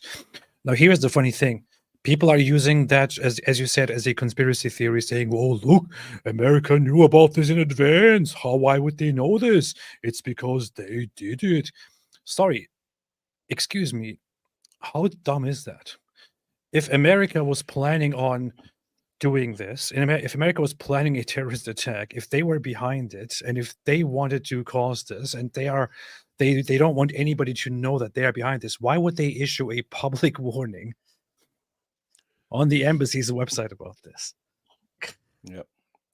You're dealing with morons. Hey, yo. So the video is titled, "Do You Want to Boycott Israel?" AP. Someone really? mentioned it. So Yeah, here's this thing on. This is, by the way, this is not even recent. It's from the 7th of March. It says the embassy is monitoring reports that extremists have imminent plans to target large gatherings in Moscow, to include concerts, and U.S. citizens should be advised to avoid large gatherings over the next 48 hours. Actions to take: avoid crowds, monitor local media for updates, be aware of your surroundings. This is from the U.S. Embassy in Moscow. The U.S. is saying they're behind this. How else would they know about it? It must be a conspiracy. You see, the U.S. warned them and said within the next 48 hours. And that was half a month ago. How did this happen? Wow. I just want to say, everyone who are falling for all this stuff, you're basically begging to be manipulated endlessly. It's like you're saying, guys, come manipulate me. Give me some insane, stupid, idiotic theory, and I'll run with it. I will. Trust me. The funniest thing is also that this, those conspiracy theories often come from people who say, "Oh, legacy media, you can't trust them anymore. They're lying to you. They are brainwashing everybody. Everybody's brainwashed nowadays by the media. Don't trust the media." But I can trust Nick Fuentes, Nick Fritos. He said it. That's the guy we can trust. Yeah. So don't let the media lie to you. Let Nick Fuentes lie to you. Much better. It's much more fun. That's right, guys. That's right, guys. There's only two people. There are only two people who won't lie to you. And they're right here. D. Wood and the Apostate Prophet. That's why you have to join us or perish. I'm the only person who tells you the accurate information out here. If anyone else says something, it's fake. David said, clarifying, they were Islamists. See, you insulted this guy. And now you're saying, there we have it. Clarifying, they were Islamists, but someone paid them and organized, and it is not yet confirmed to be ISIS. It must be the Jews. ISIS says they were doing it, but it hasn't been confirmed to be ISIS. And maybe it's the Jews. No, it is ISIS, Khorasan, ISIS K that took responsibility for it. And or as we call them, Special K. Yes. And as we have learned from October 7, we are now supposed to say free K, free K. And ceasefire now. And be worried about Islamophobia. Yes. 5 silver pesos made a super chat. Hey, 5 silver pesos. Very nice to see you here. That's pretty good. Name your cult Branch Ridvians. Ridvians and move to Wacko. Waco. It's Waco, man. Wacko. Only Wackos. Yeah, move that's to the side. Wacko. That's the side of the Branch Davidians. Yeah. Only what happened to them? Didn't they get raided or something? They got they had a big cult. Yeah, that was David Koresh. He was in there. He was banging everyone's daughters and stuff like that and making them their wives. And people found out this guy, they had an arsenal in there. Government showed up, told them to come on out. They refused. Big standoff. Finally people start shooting and they start loading the place up with tear gas and everything, and place burns to the ground. I don't know the details, but it was a pretty big bloodbath. And so you're being encouraged to do the same thing. Isn't it obvious? Why would you go to a place named Wacko? Like only Wackos would go there. Yeah, that's kind of funny. Yeah. Stupid. Hey, I want to establish my cult headquarters in Wacko. Yeah. Wacko, Texas. Sal Willis said, here's to hoping the people of Russia will rise up against tyrant Putin, blaming Ukraine to serve his interests rather than acknowledge the real threats. I would say don't keep your hopes up because the vast majority of Russians support Putin at the moment. So that's that. Unfortunately. VR and this is the thing where I will say there is one issue with media in the West. They made it look like over the years, or especially when the whole invasion of Ukraine started, like, oh, the people, they don't agree. Lots of people are actually dissatisfied. They don't want Putin no more. Not true. Simply not true. Viativistu said, I wouldn't be surprised if ISIS did it. Russia wrecked them so hard in Syria that they released a morbid song dedicated to Russia called Soon, Very Soon in Russian. ISIS can even work with Ukraine or USA. ISIS works with media. So you had a bunch of nations dealing with ISIS in Iraq, in Syria. Syrian President Assad asked Russia for help, and Russia. When you see some of the pictures are used recently since October 7th of the rubble in Syria, and they say this is what Israel did to Gaza. No, that's Syria, and that's what Russia did. So yeah, ISIS does not like Russia. Russia's been dealing with ISIS, various offshoots of ISIS in various places. And matter of fact, just in the past year, Russia has had several fights with ISIS. And ISIS is looking, if you're thinking of the perspective of ISIS, you're looking at everything that's going on with Hamas and Israel and so on. These guys are starved for attention. You need the attention to get new recruits to replace your people who are dying. So you need more attention. What do? Big spectacle. You do it against Russia. Why? Russia's involved with Ukraine right now, and their hands are kind of full with that. And so now is a perfect opportunity to jump in there and say, see, guys, opportunity. We're still relevant. We can still carry out these attacks that we were carrying out years ago. Conclusion that people draw on social media, you see, it's the Jews. It was the perfect Jews. London. Yeah, Russia has been really rocking the Kasbah in Syria brutally.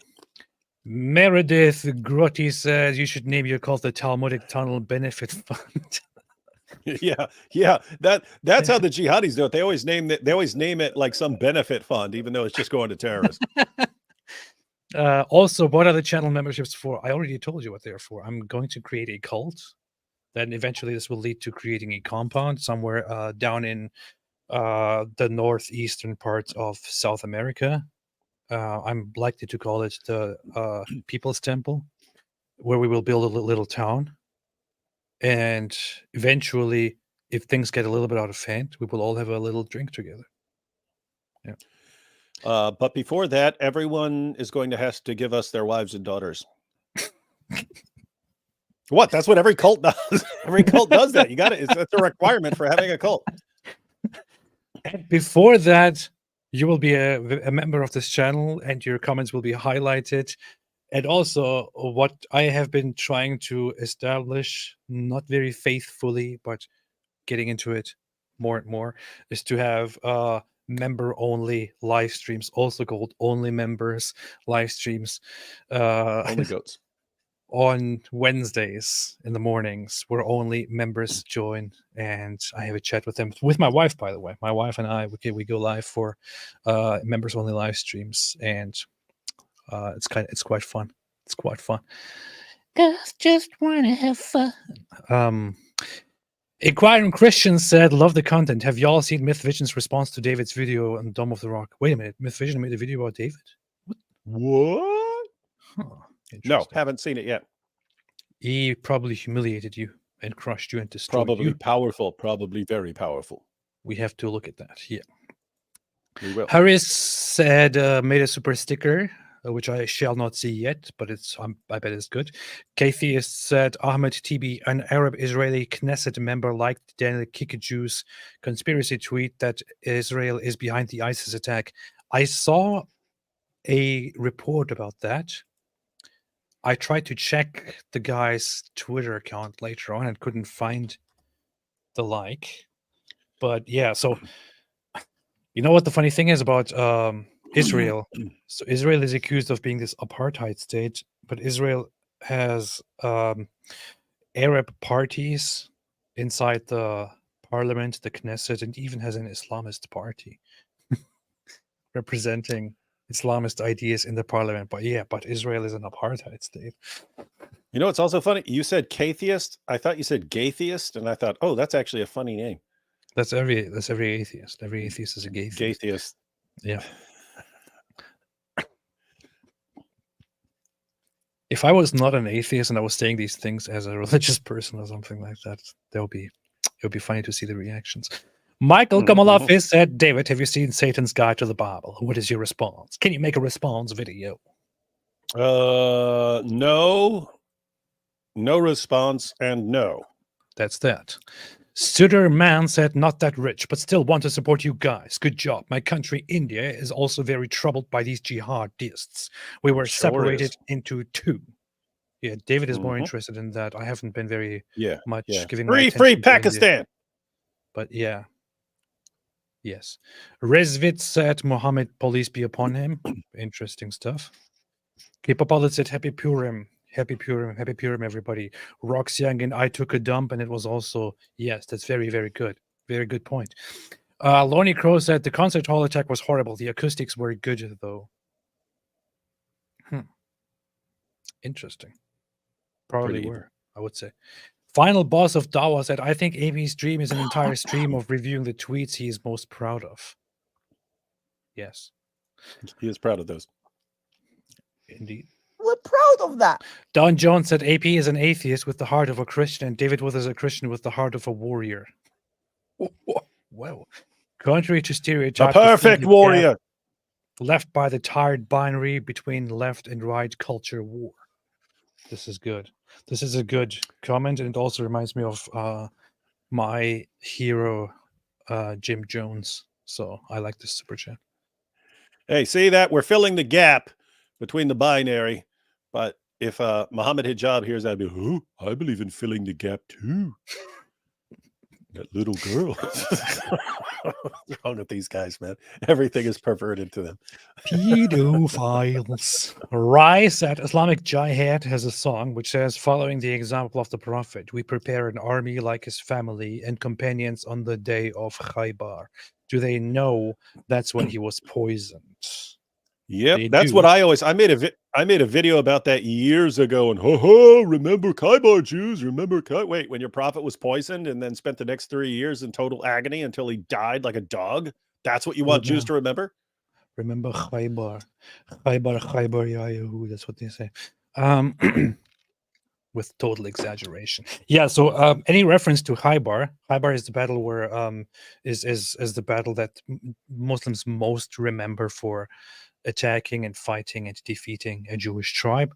So when you hear Islamists say remember Khaybar, or they say Khaybar ya Yahud, Khaybar, oh Jews, it's basically a call to proudly fight and kill Jews. That's what it is. It is actually a better example of what's going on in the world than Muslims realize. It's what they're saying when they're saying that. And wait a minute, this is actually what got your prophet dead. This killed your prophet. This expedition to Khaybar is actually what killed your prophet. Your prophet would have lived many years beyond this if he hadn't attacked Khaybar. And in the Muslim mentality, it's worth it because we killed a bunch of Jews. Since we killed a bunch of Jews, it's worth even losing our prophet. That's very similar to the reasoning now where, if we cross that border and kill a bunch of Jews and then they bomb us down to rubble, it's worth it because we killed those Jews. It doesn't matter. It doesn't matter what the backlash is. It's worth it as long as this obsession with hating and killing Jews, it's like, it doesn't matter if it costs us our prophet. It doesn't matter if it costs us Gaza. It doesn't matter what it costs us as long as we get to kill Jews. It's been a problem for them for 14 centuries, this obsession. Yeah. That is very, very much true. Here is an example. I didn't know that there is actually a Wikipedia article about this. This is quite funny. About the phrase Khaybar, Khaybar ya Yahud. Khaybar, Khaybar ya Yahud, Jaish Muhammad Sufa Yahud means Khaybar, Khaybar, O Jews, the army of Muhammad will return, is an Arabic language rallying slogan referencing the Battle of Khaybar of 628, which began after Muhammad marched with a large Muslim army and besieged Khaybar, an oasis in present-day Saudi Arabia that was home to a notable Jewish community. The slogan is chanted primarily at public anti-Israel demonstrations, though it has been invoked during Islamist terrorist attacks as well. The chant has been categorized as anti-Semitic by the American news broadcaster PBS. This is like so obviously anti-Semitic. It doesn't have to be, sugarcoated. It is clearly as anti-Semitic as any slogan gets. And the Israeli newspaper, The Times of Israel. Yes. What? There should be a counter. I don't know what it would sound like in Arabic, but the counter should be Khaybar, Khaybar, O Muslims, the poison of Zainab will return. It was Zainab bint al-Harith who was the one who poisoned Muhammad. Yeah.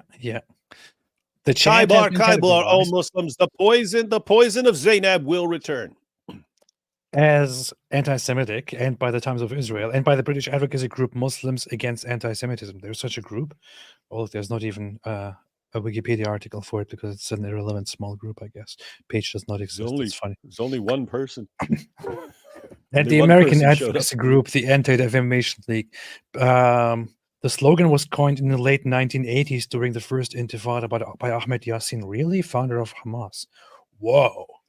This gets even. I didn't know. Ooh, that's interesting. Founder, yeah. I didn't know that. Hamas. I had Founder no of idea. Hamas. That is very interesting. When people say this, they're shouting a Hamas slogan. It is interesting because I mean, think about this. So you guys, they're actually good at coming up with slogans and chants for their protests and rallies and so on. But guys, this is from the 1980s. How's it working out for you? How's it working out for you? You've had decades since then, decade after decade of, this is the year we'll destroy them. How's it working out for you? How's it working out for the people of Gaza?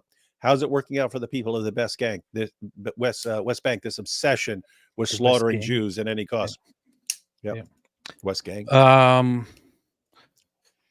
Yeah. So this is an important aspect to actually take into consideration. Ahmed Yassin. By the way, you can find very nice photos of Ahmed Yassin, the founder of Hamas.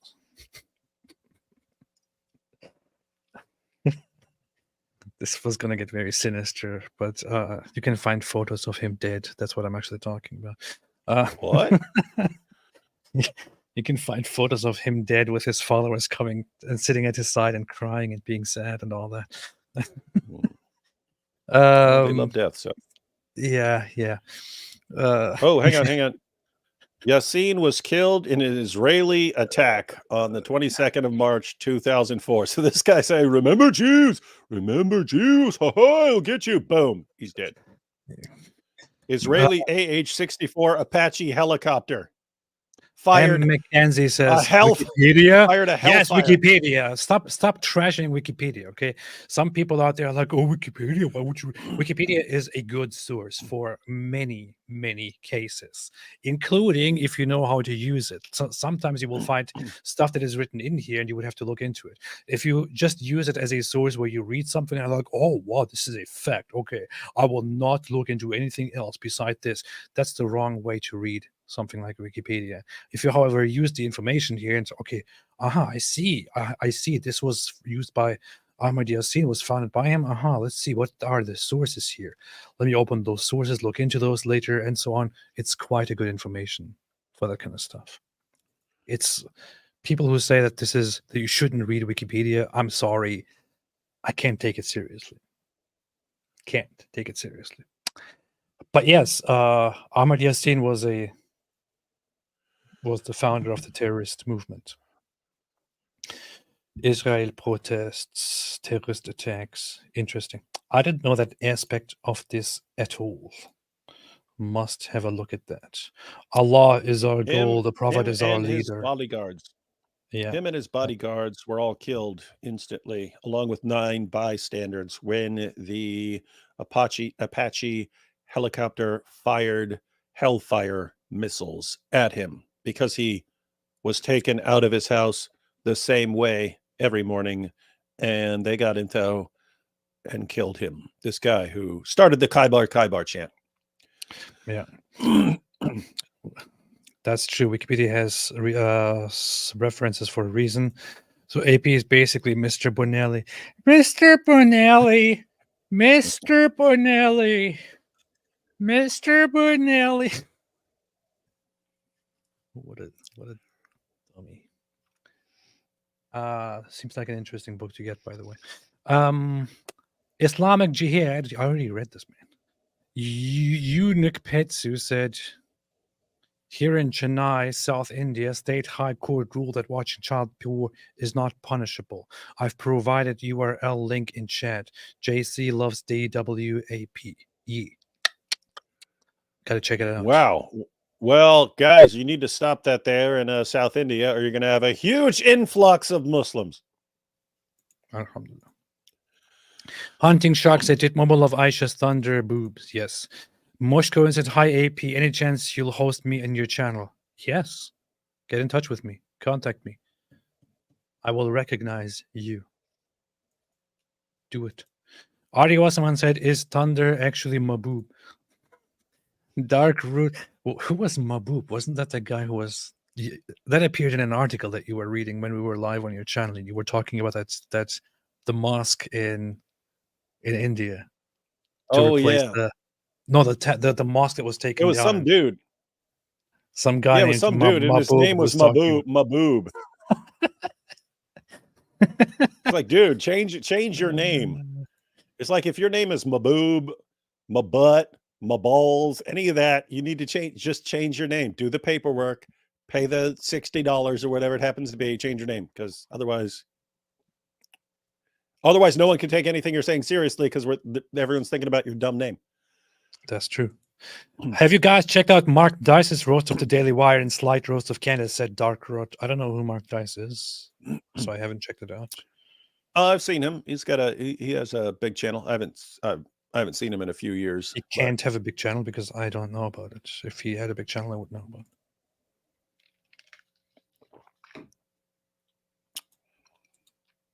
So that's that. Drake Long says, growing up in West Virginia. West Virginia. Almost heaven. Almost heaven. Says after 9/11, everyone was like, WTF is a Muslim.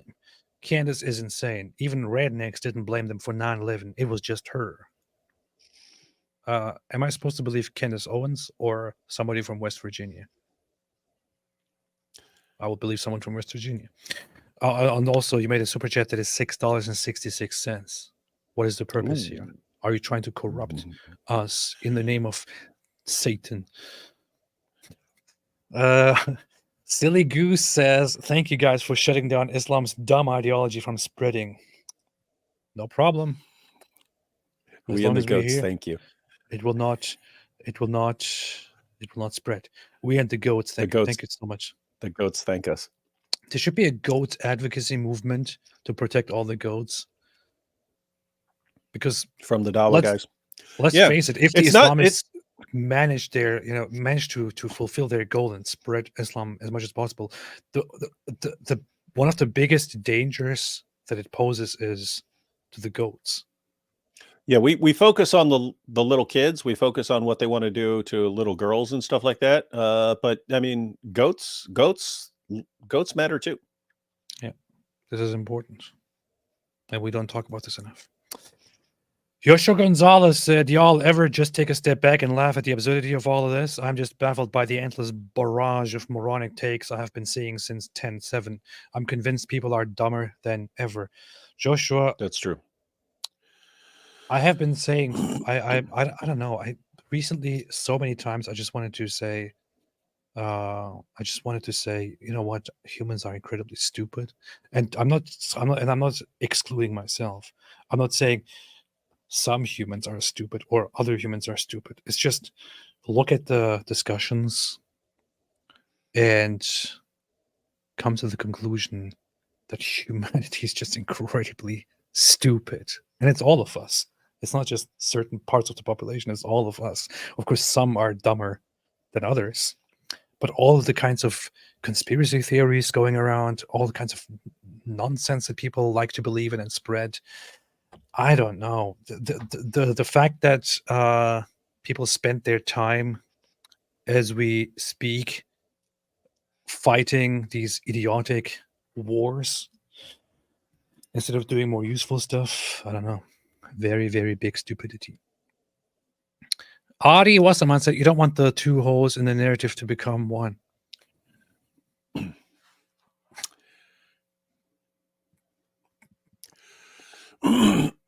Edgar once said there are two Talmuds. They're written in Aramaic. Most Jews don't know Aramaic, and it has up to 3,000 pages. The other is 15K, while the Quran has 300. That's that. But there are some neo-Nazis online who have already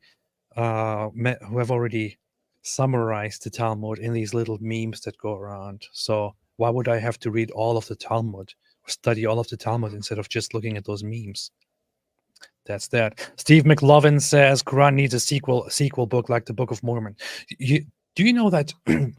Don't you agree that it's so ridiculous that I mean, it's quite obvious, but so Jews have had this vast collection of books forever, and then you have since the 2,000 years ago the whole tradition of there is the oral Torah, and then there is the tradition of establishing, writing down all the debates and creating the Talmud, and then all the other scholarly work that is there added onto that. There's just an endless supply of scripture and texts. You have Christians, you have the Bible, which consists of the Hebrew Bible and much more, and there is a huge tradition of, or a huge collection of things to read as part of your religion. Then Islam comes and comes up with this small book written in a very stupid way, made up in a very stupid way, in a very stupid environment. And it says, oh, you know what? Those old books, we don't read them anymore. And it's just this. That's all it has. Isn't that a recipe for stupidity? To just they got the hadith, the tradition, and only have this book, and that's it. They got the hadith, but then that book is so confusing that they also need the hadiths and like endless supplies of commentaries and so and so. Alhamdulillah, it's true. Chloe said, "Rudy heck, goalie, dang, flunk, rucked, spunk, did cover your mouth. Behave yourself." Yeah. Chloe, just imagine a wingaling comes in here and sees all that harsh language. Terrible. They'd be traumatized for the rest of their life. Mrs. Apostate, my wife said, "Happy Atheist Day to all the atheists out there, and to all the Christians." Atheist Day. Wait a minute. Atheist Day. Isn't April 1st Atheist Day? To all the atheists out there, and to all Christians, Muslims, Hindus, Buddhists, and other religions, try not to be so jealous of us atheists who have a lot going for us. Oh, spicy stuff. You know what we do on Atheist Day? What? We do nothing.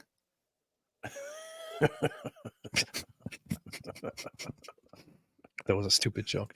That was pretty funny.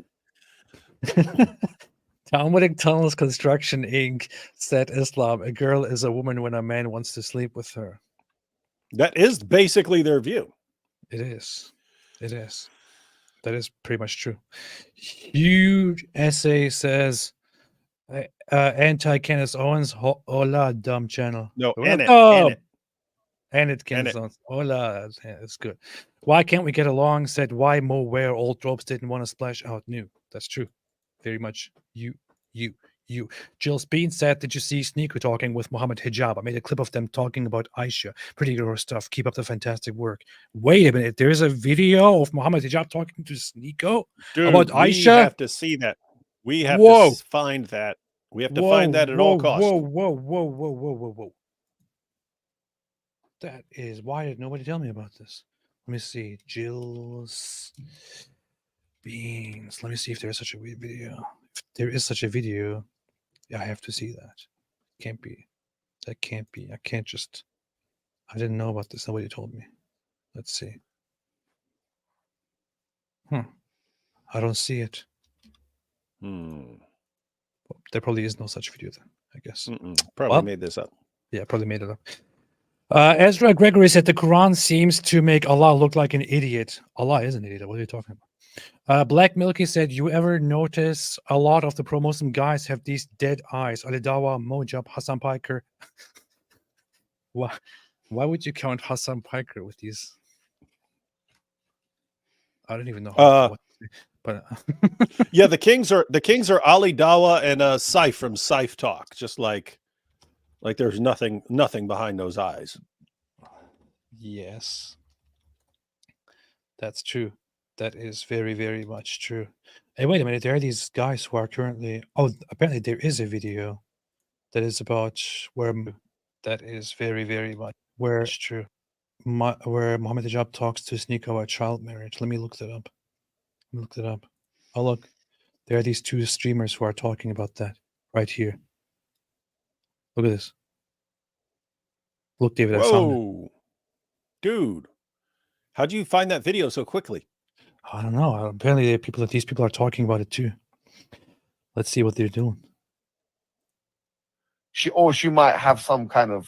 Yes, Nico. Let me talk about this. Like, if you happen to marry a 100-year-old woman, since you look muscular and you're showing yourself off here, I'm going to have sex with her. She might die. Similarly, I like this guy, the ape guy. He's pretty funny. No, Sneeko. He got a little grin because he was like, well, wouldn't I be over in the corner sitting on a chair watching some other guy bang her? What a thing to say, man. What a jerk. That's what a mean thing. Yeah, I don't like these guys anymore. Get rid of these guys. Yeah, terrible. What is this stupid channel? Anyway, let's focus on our stuff. So, yes, Dark Rot said the Daily Wire is stupid, especially with their new takes on retirement and freaking video games. Wait, they're talking about freaking video games and retirement? I have to subscribe. I have to check it out.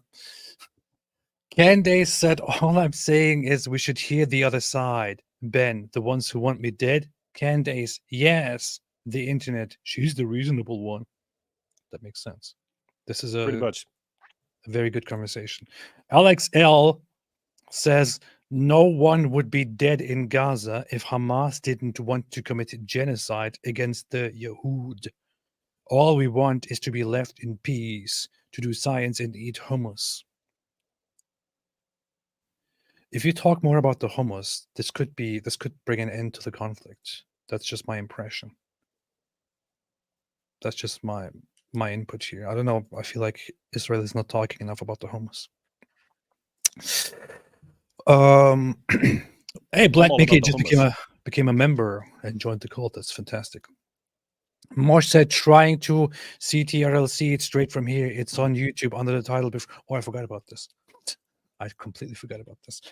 Before you boycott Israel, watch this. Google and then choose videos. Before you boycott Israel, watch this video. Let's see. Is it from 15 years ago? Is the video you're talking about from 15 years ago? Because if it's from 15 years ago, I don't want to watch a video that is from 15 years ago. Yeah, that's what pops up, and then and then someone sent me a link to a more recent one with a different title. Israel has invested millions into green technology and is even considering installing an electric car grid over the entire nation. This is from 15 years ago. This looks like a high quality video production here. This is nice. Is this it, Mosh? Is this it? Let me know if this is it. Because if this is it, then I change my mind on inviting you on my channel. Just kidding. But just let me know if this is it, so that I can know who I'm dealing with here. Other guy, Joe, said Trump is absolutely awful, yet he's America's best option. I think the country is doomed. How dare you say this about Trump? How dare you disrespect Trump? So I have to say this because there are Trump fans in the chat, and I don't want to upset anybody. Yeah, imagine a Trump fan coming along. Yeah, seeing this program. But I agree with you very much. Other guy. Hello, Outsider said you should watch Albert Pike's 3 World Wars on Real World News. I don't want to get any more recommendations. Next video recommended is going to be a 20-year-old video. Where is this going? I don't know. Did YouTube even exist when this video came out? 2009. How is this video even on YouTube when YouTube didn't even exist back then? This is interesting. So because the Jews have time travel. Oh yeah, this is talking about all the stuff that Israel creates. wait, what was that? Say, please kill yourself. What? What? What?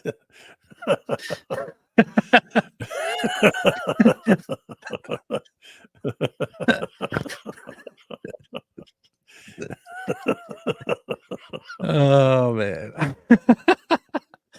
that's a good point. Oh man. Yada Krishna said, AP the big wood. Love you guys. Love from India. Careful what you write there, Yadu. Alex L said, US warned Russia before the attack. Russia called it propaganda. That's what I saw. That's what's been leaked. Marcy WYRD said, it is very possible the US knew where it would happen, but said nothing to weaken Russian public sentiment toward Islam because Russia supports Iran. Not confirming it, but I've read a lot of declassified CIA stuff. Well, it's decalcified. Get it right. Oh, that's about calcium. It's about Yeah, calcium I like. deficiency. Yeah, you gotta always read the decalcified CIA stuff. That's when you remove calcium from the body and you get decalcification. I see. That's good. So, but it is confirmed that the US actually actively warned Russia about this and sent intel, and Russia brushed it off as propaganda. Just trying to scare us, just trying to cause panic or something like that. David Wood said, after being verbally molested by David, I am now team atheist and will change my name. AP's Wood is stronger anyway. Oh. Great point. I think we're dealing with the top brass here. Says on David AP's Wood channel. says, notice 1001 times. Christian AP says, I don't know, 1001 times atheist. Draw your own conclusion. Is that true? Is that true? I don't know. Good I feel like I say, you know what's funny, a lot more than I say I don't know. You do, but you always say it's funny right before some horrible horrible massacre or something Yeah, like that. You're yeah. like, you know what's funny? You know the funniest thing about all these children who are brutally massacred is that the funniest thing about this bloodbath is I think it has to do with where does that go back to? I think that goes that goes back to German, where you would talk about a sinister or about an ironic situation. That's how I used to talk about it, and for some reason I adopted that into English and have been using that forever now. I don't know why. Brian's Mutti says, "You guys both are hilarious and awesome and brilliant and very, very courageous. I'm glad I found your channels." I think this person meant to send this super chat to a different channel and accidentally sent it here. Because there's nothing funny here. We only talk about serious stuff, and you shouldn't laugh about it. But nevertheless, thank you. D. Boudreau said ISIS has been very busy in Africa and recently in Afghanistan. Looking forward to tomorrow's stream. I thought you were going to say looking forward to their next activity or something. But yes, thank you, D. Das Lustige daran ist. Hey, how do you know that? How do you know that? How do you know that? Big Rick said, "It's amusing to me that the only prophecy Mo gave that was true was saying how a false prophet would die and then dying in that same way." I wouldn't say that's entirely the only one. I would say that there's also another one, which is Get it that right. Islam started as something strange and will return to something strange, and it will crawl back into its hole like a serpent or something like that. What is it? No, there's also his prophecy that Islam will break up into a ton of different sects, and his prophecy that in the last times people will be leaving Islam, their faith will not rise to beyond the level of their throats, and Islam's just going to fall apart. That's happening. It's happening. Makes me want to convert to his religion that's collapsing and imploding, according to. Hey, there's this guy in the chat, Ananas, who says 2 fools who haven't even finished university. That haven't what? That haven't even finished university. Yeah. I think he's trying to describe us here. Yeah. Yeah. And how can you listen to these 2 stupid idiots who haven't even finished university? That's a good point. Grace174 said, "Mr. Boppity Boopinelli." Oh, this is Mr. Boppity Boopinelli. Boppity Boopinelli. Mr. Boppity Boopinelli, please Mr. stop Boppity Boopity Bippity Boppity Boopinelli. displaying your ignorance.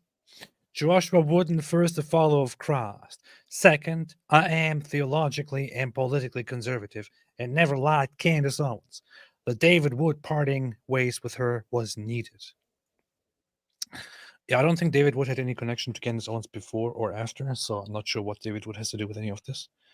But her leaving Daily Wire is definitely something that I was waiting for and hoping for and looking forward to. I never personally watched Daily Wire, but I must say, as soon as I heard the news that the Daily Wire parted ways with Candace Owens, I actually seriously went and subscribed to Daily Wire Plus. Just to I was already subscribed to watch some of their documentaries, like Jordan Peterson's documentary on the scientific revolution and so on. Yeah, I don't think I'll ever watch anything on their strange platform anyway. But yeah, at least I can support it a little bit. Only dorks. I think there's something in their contracts where they have to like put out a documentary every so often or something. So. But I heard that only dorks watch Daily Wire Plus, so I don't know if I can do that. Jesse Carrillo said, "What are your thoughts on the red heifer prophecy?" I don't know much about it. I've heard of something about the. No, yeah, I remember that from like 15 years ago or something like that. With the I don't know. With the Temple Mount and the is that what this is? Yeah, about? there's a red heifer for certain purposes and so on. But I wouldn't comment on it without looking it up a little more. Well, we always comment on things without knowing anything. That's what we do. Yeah, that's what we do. That's what they do. Yeah. That's what we do on this channel. This is our specialty. We comment on things without knowing anything. If we know about something, we don't talk about it. If it's something that we don't know, we make a lot of comments on it. This is how we have accumulated so many people who are subscribed to this channel and so many members as well. Urinating upon one another. That's what they do. Gorno said, AP, what do you know? AP, what do you know about Command and Conquer lore, and how does the Brotherhood of Nod compare to Islam? Also, can I DM you on Twitter? I go by Noisefish. Yes, I accept. You can DM me on Twitter just because I like your username. I used to play the Command and Conquer games when I was a little child, when I was a little boy, a little baby boy, way back in the day, and that's all I know about it. But the Brotherhood of Nod, I know about them as well, but I don't know how you want to compare them to Islam. But I guess if you had to compare one side or the other, that would be Islam, yes. Timothy Peterson said, I knew AP wasn't married. His wife is an AI. Did you check, actually, and find out? Because this is supposed to stay a secret. Why would you make a super chat about it? It's a secret. Marcy Word said, can you give me 5 or so books each to read to get better informed on your topics, ranging from beginner to hard? None of the books in the Bible, unless you have specific parts, and not the Quran. I have 1. Okay, David, go. Within 5 seconds, name 5 books.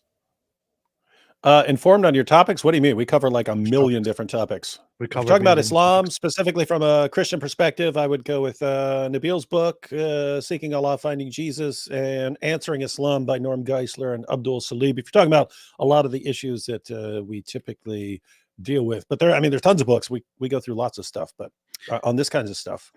Vi Brazilian says, oh, shocker, she's talking about you. Scarlet says, Command and Conquer. I used to play that. Good times, right? Very, very ancient stuff. Ancient stuff. David doesn't know what we're talking about. David, I don't. 5 books or so. I know, but I didn't say anything. Mookow said AP is actually an AI. That is true. Books. I don't know. Who reads books nowadays? Dave. No one. Andrew Tate said books are for losers. And you don't learn anything from those books. That's what he says. So why would you read a book? That's how he became super smart and so well informed. Why would you read books when you can just start an OnlyFans business and lure women, make promises to them, and make them work for you, and turn them into slaves instead of reading books? Don't read books. Books won't make you money. That's what they do. Yeah, avoid books, and that way you can turn into a gaytheist. I don't know. I don't have right now. The only book that I'm the only book that I wanted to actually recommend was I brought this up to David the other day as well when we were traveling. And I keep forgetting the name of that book, although I read it 50,000 times. Man's Search for Meaning. Nothing to do with the topic, but if you want to ask about something to do with one of the topics that we're talking about, I would definitely recommend it. It gives you a very, very deep insight into the psychology of being in a concentration camp and some of the things that people nowadays don't understand when we talk about hating entire parts of the population. However, if you want to talk about the actual topics here, I have a bunch of books laying around here, and I don't have shelves. Here's one book. It's a very short book. It's called Mukhtasar al-Quduri, which is a handbook to Islamic jurisprudence from the Hanafi perspective. It's a real page turner. Yeah. It's amazing. Can't put it down. Can't put it down. Only has. Hey, wait a minute. There's only 700 pages. It looks like it's a It looks like it should have like a few thousand pages, but it's only 700 because everything is so thick in here. That's stupid. I don't know. I can recommend a bunch of books on Islamic jurisprudence that I read because I'm obsessed with things like that. Hey, speaking of books, I recently got this thing here because people were talking about it because it became a meme on Twitter. Under the Rocket's Glow. It's a children's book written for parents in Israel to read their children to make sense of missiles being fired at them and the Iron Dome and things like that. And this book went viral, and some people started attacking this and were like, those rockets, they kill children in Gaza. How dare you indoctrinate your children, teaching them that it's okay to kill Palestinians? And the book is actually about teaching children why the other side hates them and how you can get over that hate and how you can learn peace and love and hope for a better future and things like that. I wanted to talk about this at some point in a video, but I never came to it. Anyway, and so on. K-Pop became a member. Welcome to the... No, didn't become a member. Already was a member. Rippy Guy said, thoughts on debate boxing Mohammed Hijab. They should all box each other. It'd be like chess boxing, but with a round of debate followed by a round of boxing. I would like it if it involves shooting as well. What do you say, David? I don't know. I mean, it was a couple years ago he challenged Sam Someone Shamoun said, you two to a muscular fight. boys need to both wear wife beaters tomorrow night. Cool. Yadu said, happy atheist day to Mrs. Apostate from an atheist, Gnostic Hindu. AP, you're an ape. That means you're a descendant of Hanuman. You are divine. I know. You don't have to tell me that. The dehydrated pie says, guys, I have chronic day when I visit the US. I'd like to buy you guys shawarma. That's good. Sit and talk religion politics with you. That's nice. That's cool. What do you think about this, David? Sure, definitely. Israel someone I'd wanna Uncovered hang out say, enjoy your content and commend your strength in speaking out against Islamism. Wish you all the best. Thank you. Thank you. Appreciate that. Would love to host you on the Open Peas podcast. That sounds interesting. David, what do you say about this? Yeah. Russell Westbrook says, David Wood is true prophet. Alhamdulillah, Jesus. What do you think, David? True. Okay, good. Majin Boo said, did you hear about the Islamic attack in... Wait a minute, there was an Islamic attack in Moscow? No. What the hell? I don't believe it. I believe it when I see it. Marcy Word said, David, that was a typo. I didn't say I believe it, only it's possible. I will find out in 50 years or so. Look into the CIA documents regarding cartels. They do stuff like that to other governments, but other governments do the same type of stuff in your face. Thank you so much, Marcy, for the super chat and for contributing with this. And David, Yeah, Marcy. what do you have to say Yeah, first? as I've said like 9 times in this live stream. Yeah, there's always the possibility of conspiracies. Conspiracies do happen. If you're just going to say it's possible that ISIS, which has been attacking concerts for years and then just attacked a concert and then claimed responsibility for the concert attack, it's possible that they were in cahoots with some other yeah, but in that sense, anything's possible. It could be the CIA, it could be Norway or Sweden or Iceland or Finland or Israel or Russia. It could be a Russian conspiracy. It could be Ukrainian conspiracy. It doesn't add anything to the conversation to say it could be. You're right. It could be a trillion different things. It could be all kinds of. It could be AP. AP could have somehow been connected to that whole situation and be running that thing. It could be. Until I see some evidence for the particular group involved in it, I have no reason to think that it's anything other than ISIS launching an attack. I am. Yes. It could be. Yes. I am connected to it. I am in charge of ISIS. EMS says, never check out the Hanbali rule. No, ever check out the Hanbali rule on queefing, breaking wudu. Allah really, really hates farts. They have that's the funny thing. A book on Islamic jurisprudence has so much ridiculous stuff in it that is So unnecessary. Mm-hmm. That's what half of this is about. That's what half of this is. It's just a bunch of irrelevant nonsense. A very tiny part of it is what actually matters. Adi Wasserman said, on any other channel, my baby's having a baby wouldn't be an admission of criminal activity. Huh. Godoist Bulldozer said the Brotherhood of Not is led by Cain from the Bible. They are a quasi-terrorist organization and religious cult that seeks world domination. Huh. Wait a minute. I didn't know that there are connections there. That's very funny. David, anything else you want to say?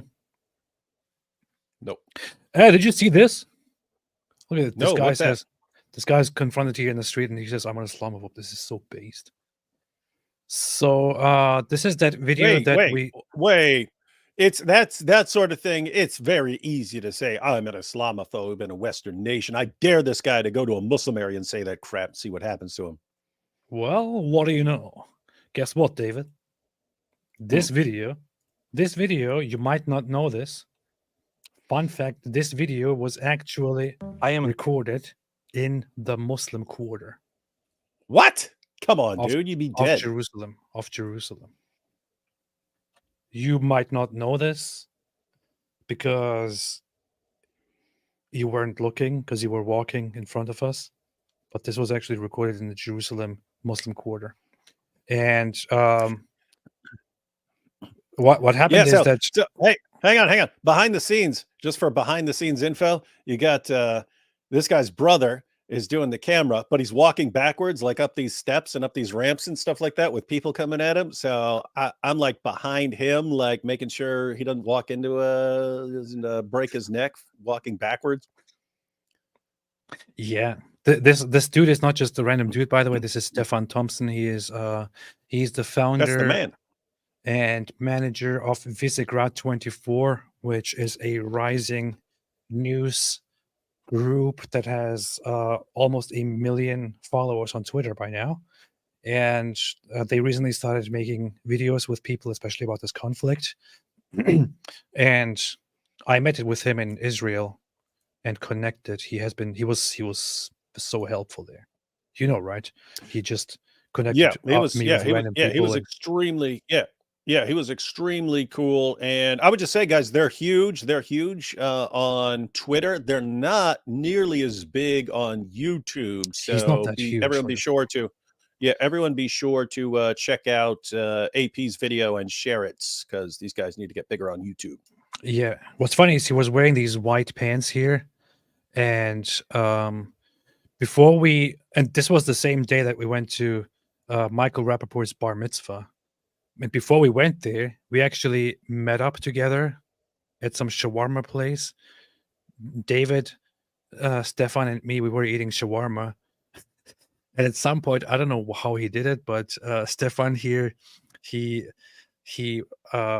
dropped some of his shawarma on his pants right there as we were eating. I don't know why you'd wear white pants. Look at what you're wearing, AP. Look at what you're wearing. You're wearing a shawarma friendly outfit. He is not.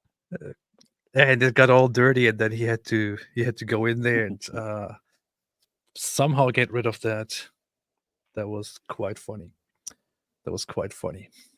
But yeah, so this is I obviously put on some weight apparently over the years. So I decided to go to the Muslim Quarter and do an interview there and talk about why I left Islam. So that what I had in mind is that we would be attacked by a bunch of Muslims and I would run and I would use this to lose weight. Burn some calories. Put some calories, but nobody attacked us. And it was quite based. They were scared. Yeah, they saw how based you were, and they're like, we can't mess with this dude, even if he's an apostate. Yeah, it was a very talked about something today with somebody else. And that was a very, very, very interesting video. So go watch this. It's on Visegrad watch it, 24. Visegrad 24. Give those guys a hand. I will link it here. Go and watch it. And you better watch it. Hey, I think it's funny that the highest suggested video is Kill Shot, because that's like your theme after see, look at that. That's because I recently watched this. I know. And it's just giving me a video that I probably listened to 50,000 times. That's why it's right here. It's like, okay, we know you want to listen to this again, so here it's right here at the top. Click on it, just listen to it. That's what they do. Yeah, that's what they do. That's what they do. Urinating upon one another. Okay, so I'm going to link this video here, which is called "Why He Left Islam." Apostate Prophet here, and we'll pin it and put it in the description and also into the top pinned comment. Go watch it, and you better watch it. David, anything else? Talk to everyone tomorrow. It'll be dope. Russia, bring all your conspiracies. Don't be Russian. Don't be be rushing to conclusions. Don't be rushing to conclusions like the Russians. Hey, Marcy made another super chat of $50 just now before we were leaving to make sure that we don't leave, and said, "I'm not Andrew Eltained. I like to read. David Wood, I had my pen ready and everything. You didn't even try. Also, David Wood wasn't trying to piss you off, but I do think you misunderstood what I was trying to say by my pay for comment box." So what Marcy is trying to say is, David, behave yourself. Yeah, I still don't. Yeah, what books? Given the top, what books would we recommend for the topics we cover? I don't understand. we cover a lot of different topics. We cover basically trending stories. There's not books on the trending on the whatever's trending right now. And so I gave a couple of recommendations of a general theme is that we're criticizing lots of Islamic stuff, like. That's what you know, hey, how about this? I'm doing it from a Christian perspective, so I don't know. I gave you a couple recommendations. So I don't know exactly what you're looking for. Yeah, stop being so rude. If you want to say, hey, we talk about scientific issues, I could give you recommendations on that. If we talk about political issues or psychology or something like that, I could give you recommendations. Just given the topics you discuss, what books would you recommend? Is kind of. Because again, we cover like trending stories and stuff. So I don't know what you're looking for. It's confusing to me. I don't know what you're looking for. It's confusing to me. And on the issue of the U.S. might be involved. Yeah, I stand by my claim. Occam's razor. If this fits, I don't have much of a reason to start multiplying explanations beyond an explanation that totally fits everything I know about the situation. And if you're saying it could be something else in addition to it, absolutely. But it could be a trillion different things in addition to that. Need some evidence. That's it. That's not me being pissed off. That's me stating my view in response to. Just need some more evidence. Yeah, so go check out this video. And also, I was just going to say something, but then I decided, how about David, you and I, we both prepare a list of books to recommend to read, and we just post that on our community tab on YouTube. Just random, just like books we like. Okay, I could post a list of books that I like. List of relevant things that you think everyone should read. Mm-hmm. Yeah, I can do that. My number one choice would be Twilight, and then aside from that, just any other books that are relevant to these things that we talk about. No, just books that are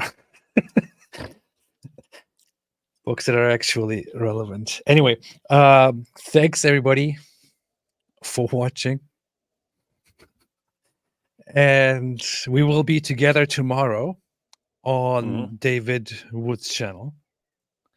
Meanwhile, you might want to read a little bit of Twilight tonight to get into the mood of tomorrow's live stream. And I will see you again tomorrow. 50 Shades of Grey as well.